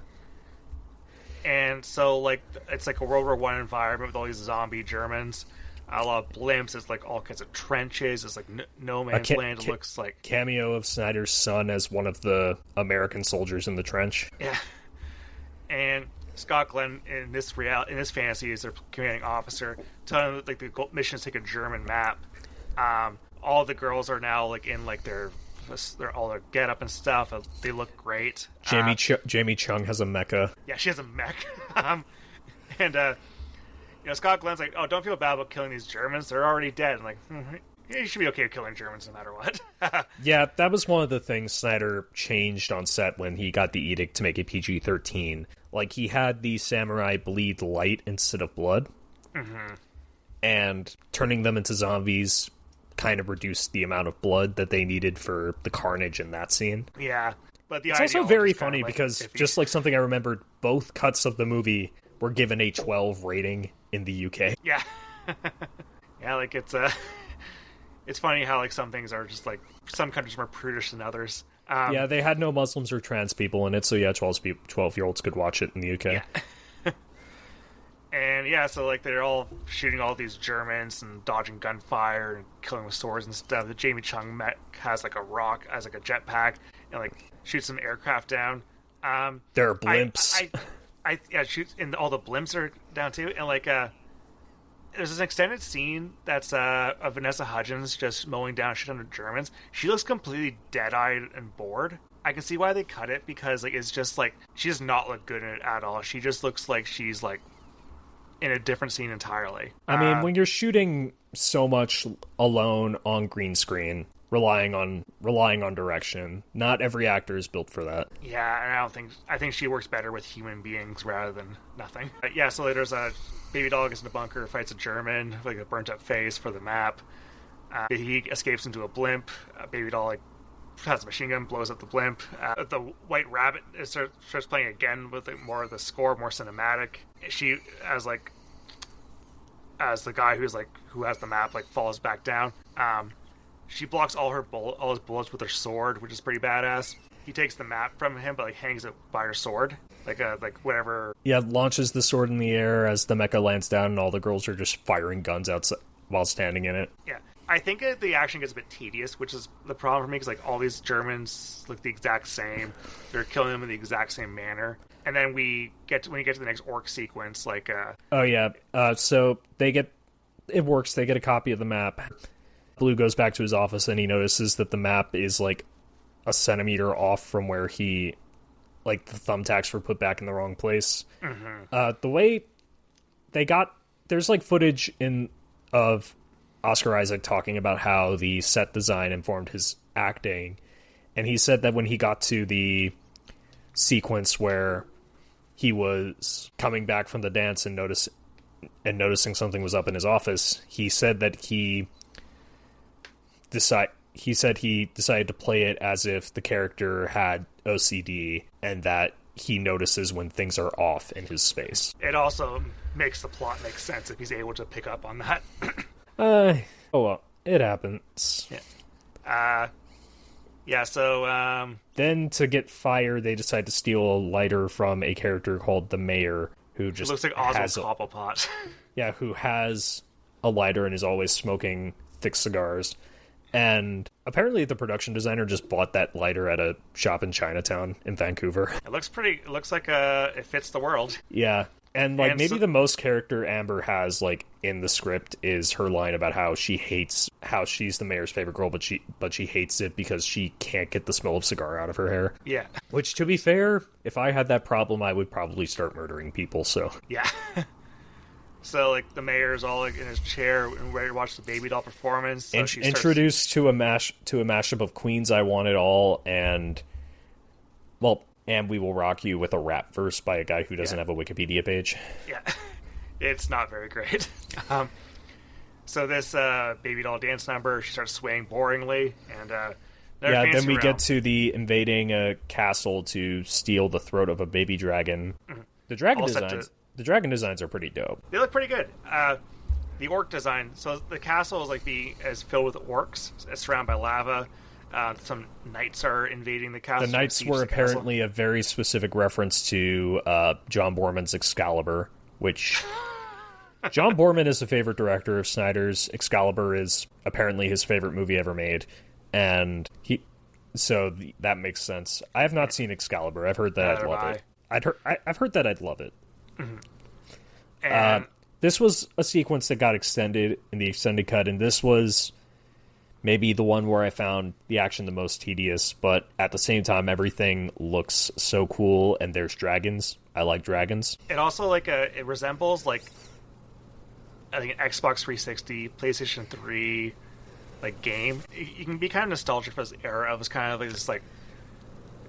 this dark-looking, grayish... Also, Mama Dragon is so sad the baby is dead. Yeah, that's because Scott Glenn warns, but don't wake the mother. So, again, this action scene is pretty. The action getting there is pretty generic. You know what you're gonna get. You're gonna shoot their guns. You're gonna use their swords, and they slit the baby dragon's throats. Baby doll does, and the mother looks very sad. And the music gets sad too. I thought none of this matters though. This is 3 fake layers of reality. Why are trying to make me feel bad for a big dragon that's sad that they killed a fake baby dragon? You have no heart. I have a heart. It was just 3 realities up. I left it up there. Yeah, but anyways, is there a McCluskey report on Sucker Punch? She fell asleep. Yeah, she was watching. She's on the couch. She was awake for a little bit. Then she moved in front of the subwoofer and fell asleep in front of that, which is kind of funny because it's a pretty loud. That happened during Resident Evil 2. Yeah, it's weird because she's. Does that act as a little doggy massage? It might, yeah, because she is asleep during it, but she's just and I have the subwoofer set pretty high, so it is vibrating a lot. So it's kind of cute, but the dragon chases all the girls on the ground. Its head gets stuck in a gate as we run through it. Baby doll jumps up super high like an anime character and stabs in the head with a katana. And, back in reality, the mayor starts clapping. Amber's success was still the later. The mayor's But he notices. Mm-hmm. And, so then Baby Doll tapes the lighter to the bottom of the drawer along with the map, so that's where the hide is. And then Blue walks in and is like, hey, what the fuck? You stealing shit? Shit's going missing, guys. Yeah. And, so all the girls are kind of freaking out now. Yeah, Sweet Pea straight up wants out. Yeah, because she said we call it quits when I say call it quits, and Rocket says we're going to finish the mission. Sweet Pea's you don't even know her, which is accurate. She's been here for 2 days. And but Rocket got hope from the whole everything. Mm-hmm. And sorry to interrupt, but apparently Geno Smith is back with the Jets. Are you serious? Yeah, the Raiders traded him to the Jets for some 6th and 7th round picks. Are you? Is there money involved? I don't know. I have to. The thing is, I think the trade went down before he was released, so the Jets are going to have to pay him the rest of that contract. That's insane. The Raiders are overpaying him anyway.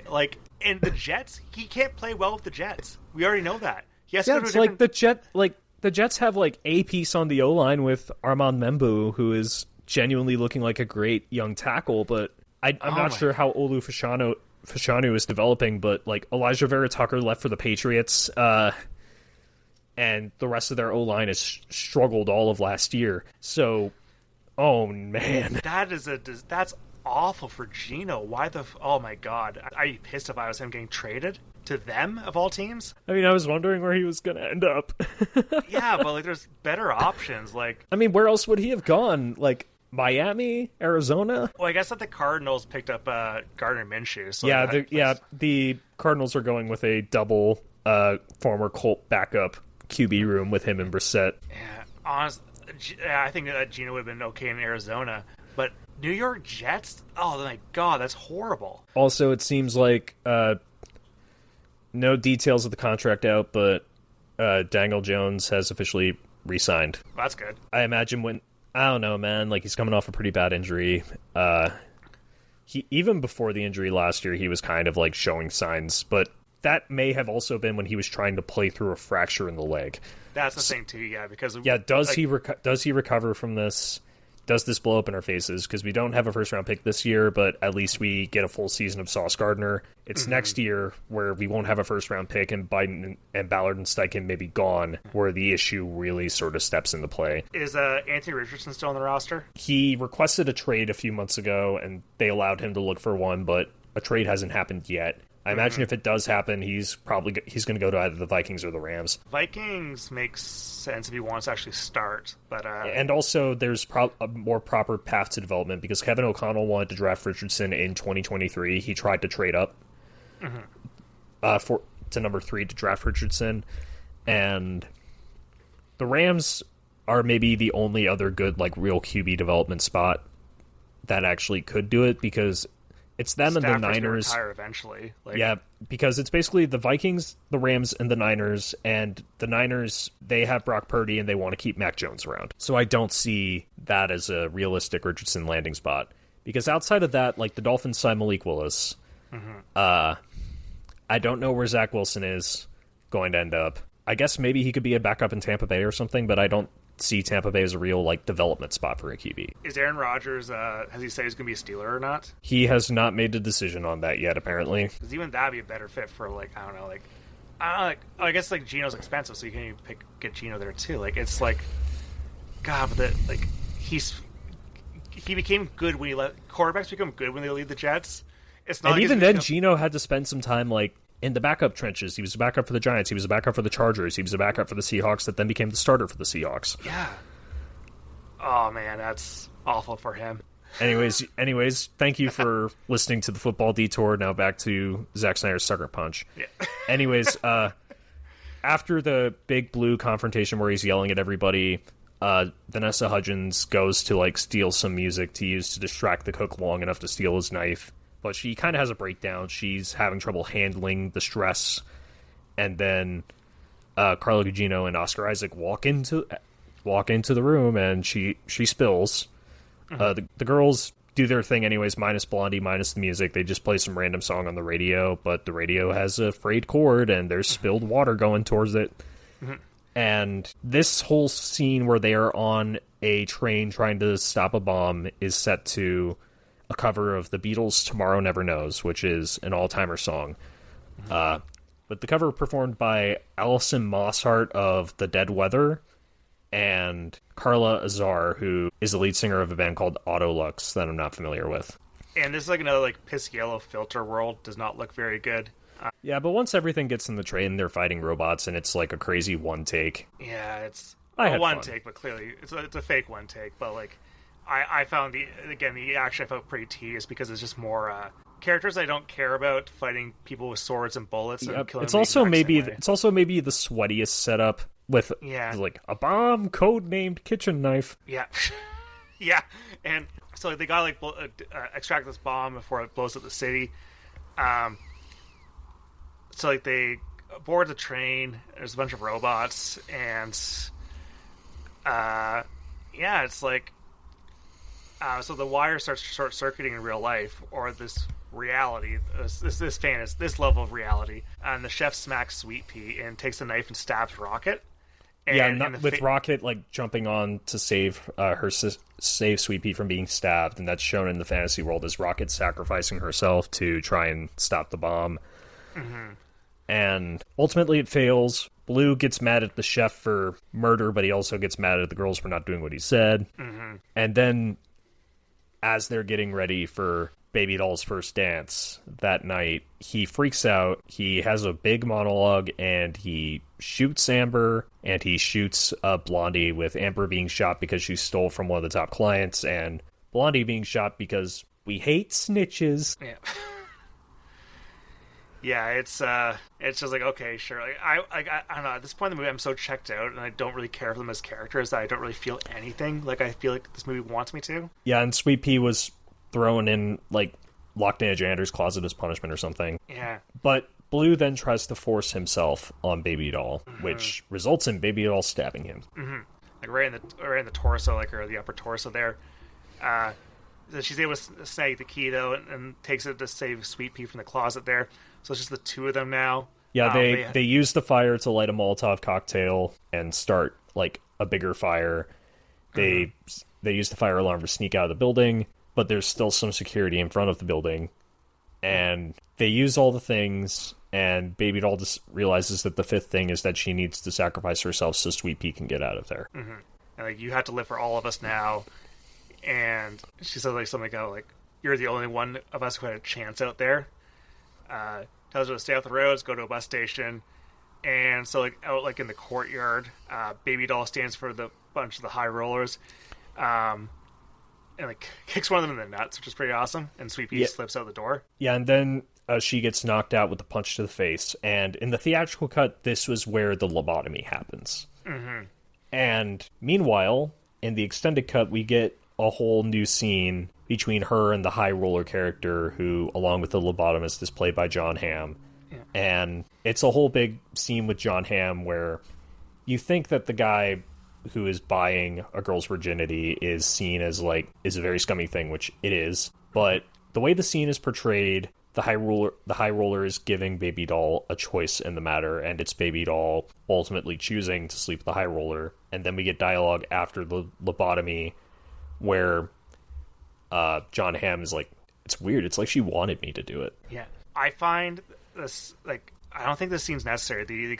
I like John Hamm a lot as an actor, but this whole extended scene of him like, I don't want to take your virginity, I want you to want me to take my virginity, it feels so icky for what they're trying to do, like what the intentions are. This whole scene, like, I feel like I don't think it works. I don't think this extended scene works very well. I think him just doing the lobotomy and him having the line, because he delivers a line well, like, well, it's almost like she wanted me to do it to her, like the lobotomy. I think you don't need the extended fantasy. Like, yeah, it's a well-made scene, like, it's shot well. It's just that this movie's intentions when it comes to, like, how it treats women, it's just, I don't know, I think it just complicates the movie even more in an uninteresting way.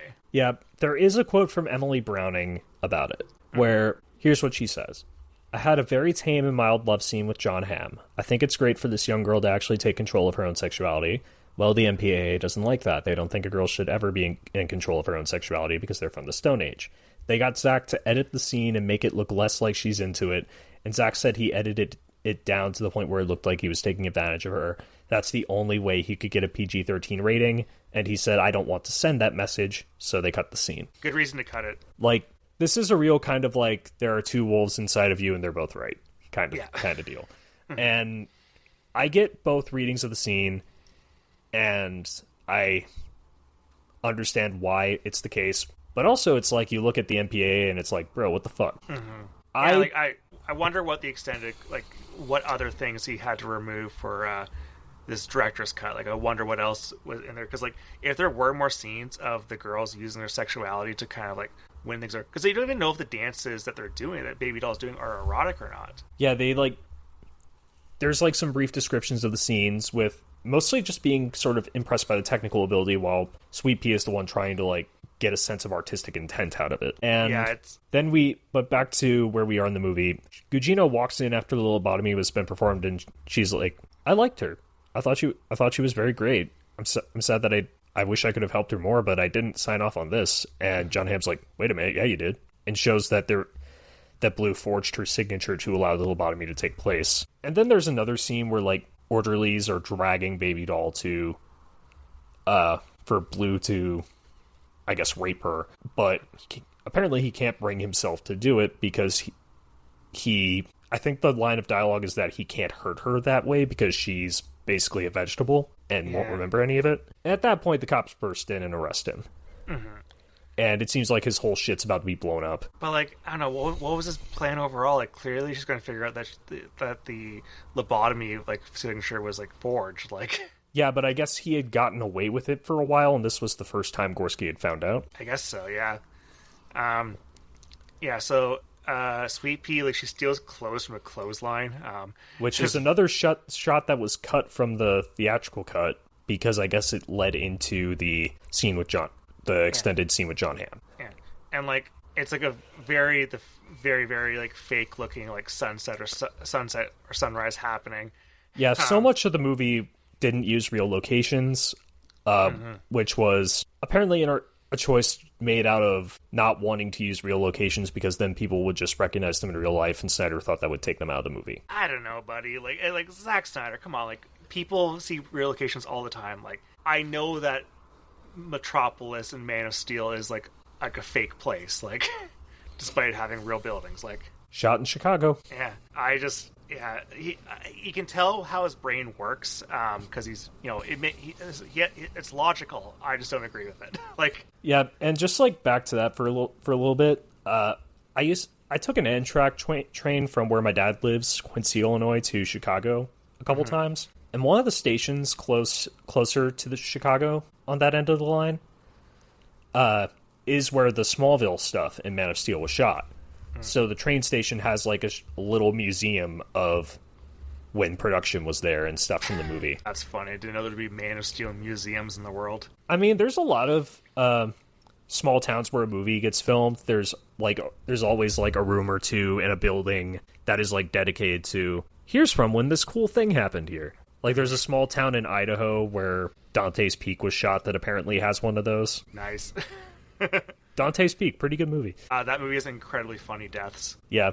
When and the it's old also lady melts, it's beautiful. Yeah, and it's also just really fun. Like, 90s blockbusters are kind of like one of my happy places, even the bad ones, because I love in that movie how there's a Wilhelm scream for a dramatic death that's not supposed to be funny. I mean, sometimes you just want to use the scream. Yep. The Secret Agent, the Brazilian movie, has a great Wilhelm scream in it. I need to see that. I wanted to, but I couldn't get out to the theater for it because the movie's so long and I didn't have time. Yeah, it's awesome, and the way they use Wilhelm scream was like, it's so unexpected and it's awesome. But yeah, the last scene of the movie is it cuts to Sweet Pea at a bus station trying to get on a bus from wherever, Vermont, to Fort Wayne, Indiana, is what it says the final destination of that bus is. Mm-hmm. And I've never been to Fort Wayne. I've only ever driven through Indiana. The only thing I know about it is that the musical instrument retail giant Sweetwater is based out of there. But, you know, decent-sized town. Closer to Chicago than Indianapolis, from what I've gathered. I think some state troopers are harassing her getting on the bus. They're trying to find this escaped, mental patient. Scott Glenn is a bus driver now, and he tells like, "Oh, she's been with me the whole like ride, like this whole trip. So like, you know, you should leave her alone and such." And so he goes a little bit overboard, I guess, to convince the cops. Like, not only was she on this bus the whole time, she's been the best person ever. Yeah, it's so comical. And then like Glenn's just like, "Yeah, I think this lady needs a break." Mm-hmm. Tells her to just go on the bus without a ticket. Doesn't matter. Get some sleep. And then we get another nonsense voiceover. Says, "Who honors those we love for the very life we live? Who sends monsters to kill us at the same time sings that we will never die? Who teaches us what's real and how to laugh at lies? Who decides why we live and what we'll die to defend? Who chains us and who holds the key that can set us free? It's you. You have all the weapons you need. Now fight." Yeah, it's like, okay, sure, Zach, whatever you say. Yeah, that's the closest thing the movie has to a true thematic statement, and there are people who genuinely vibe with that thematic statement a lot. People who are trying to like pull themselves through hard times. Mm-hmm. And I will admit, the last couple times I've watched the movie, I've gotten goosebumps on that line. Okay, so it does work. It works for some people. Okay, yeah, yeah. And the movie did not do too well in theaters. Like, no, it cost about $80 million, $85 million, and made about that much. Mm-hmm. It did sell pretty decently on home video back when that still kind of mattered. So moved a million DVDs on its first day of release. The Blu-ray also sold pretty well. it's a very well put together Blu-ray as far as like visual quality and special features. It's and a good looking Blu-ray. Even the packaging, like, because I have the version that has the slipcover over the actual like case, and it's a very good looking slipcover. Mm-hmm. And like, no, keep going. Yeah, and it's like I imagine that eventually, like it wasn't considered like didn't make money in the box office, but like Zack Snyder still had a pretty hefty career after. Like he made Man of Steel right after this. Yeah, it's not like he's ever went to director's jail for like making a flop. Yeah, because like he had gotten the Man of Steel gig before Sucker Punch came out. Yeah. And fuck, what was I gonna say? He's kept directing since. He hasn't been making stuff for Warner Brothers anymore, but Netflix has always been. But Netflix is the one giving him money now, and that makes sense. To an extent. Very curious to see what his career is going to keep going like. I kind of went down what his current in the works projects are. I will say that something I'm glad didn't happen is that he had kind of been wanting to make a fountain movie of Ayn Rand's The Fountainhead for a while. Oh god, yeah, that would be terrible. And the reason why he stopped, apparently, like, he does not agree with its politics. He is apparently more into the whole, like, there are a lot of artists who, even if they aren't libertarians, really vibe with The Fountainhead because it's a movie about, like, an uncompromising artist. Mm-hmm. And they see that as a metaphor they latch onto. That was Snyder's thing. He said he saw it as a cool story of sex and architecture. Mm-hmm. And ultimately, he decided to put it on the shelf because he looked around at the political environment and he said, nah, I don't want to touch that with a 10-foot pole. Yeah, it's pretty smart for him to do. It's not the political moment right now to make that movie. Yeah, he said he stopped developing it, like, around COVID, because at that point he's like, yeah, no, can't do this. And instead he's been focusing on weird space stuff and zombies and Norse god, the animated show about Norse gods. And now he's got some other stuff in the works. I'm excited to see it. Yeah, like, and I'm not sure if I'll check them out because, like, I think I'm tapped out on Zack Snyder after watching those Rebel Moon movies.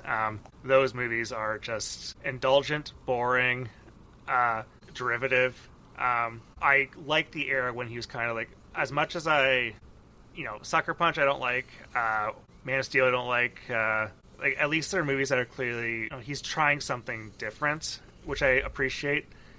Those Rebel Moon movies are him ripping off Star Wars in a apparently way. They originated out of him trying to pitch a Star Wars movie that was basically Seven Samurai, but there was some Jedi in it. Yeah, they definitely have that feel to it too, but they probably said no because other than the Seven Samurai angle, there was nothing to the movie at all.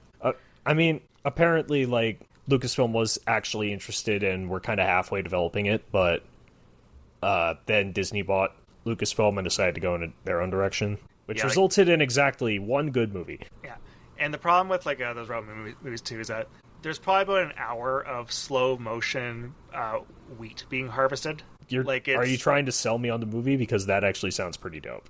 It's so boring. Dude, the one thing I'll give Sucker Punch is, like, the first half of the movie is not boring. I think it becomes boring because it becomes exhausting because there's just so much going on, in my opinion. But, like, Sucker Punch is a movie that is 100% Zack Snyder's vision, and I will always appreciate a movie that is just that. And I think that, like, this is probably the most Zack Snyder movie that he's ever going to make. I think the timing was right for him for him to be able to make a movie just like this, and it has its fans because Zack Snyder has his diehard fandom that will watch that, like, really, really want him to keep making movies like this and really want the extended cuts to come out. And he keeps and you know what? He actually does release his extended cuts though, which is I think sometimes they're good. I think Watchmen's a better extended cut. I think this is a slightly better extended cut.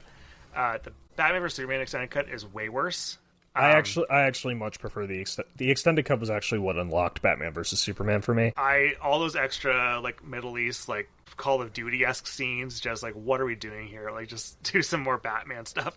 At least they say the word Batman in the extended cut, because that theatrical cut, they don't say Batman once. Huh. But, like, I'm basically only going to watch the extended cut of that movie when I watch it, so. Yeah.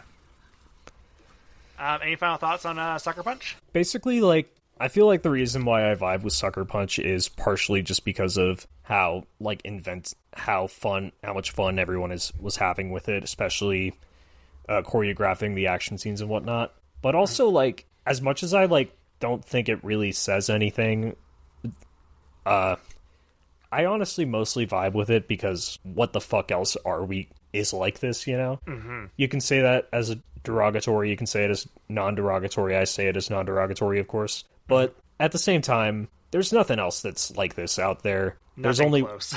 there's only one Sucker Punch, and I have to appreciate it, even though, like, it doesn't, like, fully cohere for me, mainly just because it's the only thing like it out there. Mm-hmm. And also, it's nice to have a movie shot on film that looks like it was shot on film, even with all this digital stuff going on. Yeah. Especially because now I have a local theater that is doing rep screenings on film, and I'm in heaven. It's the best, isn't it? Yeah, it's like one battle after another on 70mm. Oh, I saw that one battle after another on 70mm this past weekend. It was incredible. Yeah, Gorgeous. I saw it on last Monday as of recording. They're doing Sinners on 70mm at the end of the month. I had actually already taken PTO for the first day they're doing that, so I could go to a rep screening they're doing of the movie The Empty Man. Oh, nice. I haven't seen that one. We could honestly probably do an episode on it because it was dumped during COVID and found a cult following despite not even being available in the correct aspect ratio on a couple websites. And now it's going to be Sinners on 70mm and The Empty Man as a double feature. I may, in fact, ascend into heaven on that day. Nice. My local theater's doing No Other Choice on film at the end of the month. Ooh. For that. Yeah, they're doing, on Friday, they're doing a 35mm screening of Freddy vs. Jason. Nice. that I'm not going to be going to because I have to work. Unfortunately, they're getting the 170mm print that exists of Alfred Hitchcock's Vertigo, but it is not screening on a day where I can see it. Well, that's too bad. It's too late for me to put in PTO because it's basically exactly a month from now, and I try to put in PTO two months ahead of time. Mm-hmm. So it's either call in sick and go anyway, and sacrifice a day's pay, or just wait for the next film screening and go to that, because as much as I love going to the movies and as much as I want to support this theater, I also got to think about my own wallet. Yeah, absolutely. But at the same time, this theater getting these projectors and showing stuff on film, it's a godsend, and I'm happy about it for the end of time. Mm-hmm. Yeah, if anyone listening, you have a theater that does film, make an effort to go see the movie on film, because it has such better... it looks better, has a lot better texture to it. It's like listening to a vinyl record, but for your eyeballs. Oh, thank you so much for joining me, Maeve. No problem. Anything you want to plug? Well, actually, I do have this little thing written out. Okay. 1 second. This podcast is sponsored by hormone replacement therapy. Today, I actually snuck into Brian's house and snuck estrogen into his water supply. Or should I say, her water supply. God, this football chat's trying to force femme me. I mean, you're the one who keeps talking about, I saw the TV glow unprompted. We know what you are. It's a great movie. I will never stop talking about I saw the TV glow, and I know who I am. I know I'm a cis whale. I don't know. I think McCluskey would beg to differ. Yeah. No. I think she knows what I am too. She can smell it on me. All she smells is what you ate last for dinner. Yeah. I gotta walk her right after this recording too. So yeah, I was actually thinking about maybe saving that for like another episode that was more on brand, but also I just wanted to be funny. Absolutely, yeah, it was great. Right. Well, thank you again. You can follow me on Twitter, Blue Sky, and Letterboxd at bwishart. You can also follow MoviePod on Twitter, Blue Sky, Instagram, and YouTube. Please rate and review and subscribe. Leave some comments down below. And if you have any questions, queries, fun movie-related stories, send them to the mailbag at moviepodmailbag@gmail.com. I will be taking a break next week, so there'll be no new episode next week. I'm going to figure out what's next is after that. But MoviePod will return at some point soon. Also, check the feed as well, because I will have the MoviePod Teen Choice Awards will be already be out. I recorded that last night, actually, and they were. What are the nominees for Best Kiss? Pardon? What are the nominees for Best Kiss? I can tell you it right now. So me and a friend of the show, Dalton Pike, we each came with our own set of nominees. Come on here. So he had his own list of best kisses, and I had my list of best kiss. My nominees for best kiss were Varang in the tent seducing Quaritch, the Marty Supreme opening sex scene, Haley Steinfeld spitting in Michael B. Jordan's mouth in Sinners, and Pamela Anderson, Liam Neeson kissing leading to the snowman scene in Naked Gun. Fuck, I don't have an obvious winner. We're going to listen and find out who the winner is. I want to say Varong, but I also want to say Haley Steinfeld. Yep, there's so many great options. I mean, I know what you're going to pick. You got that Buffalo Bills bias. Yeah, that's actually not what I picked. Oh, shit. I know. It was a tough call. Yeah, so thanks again for joining me, and until next time, listeners, take care.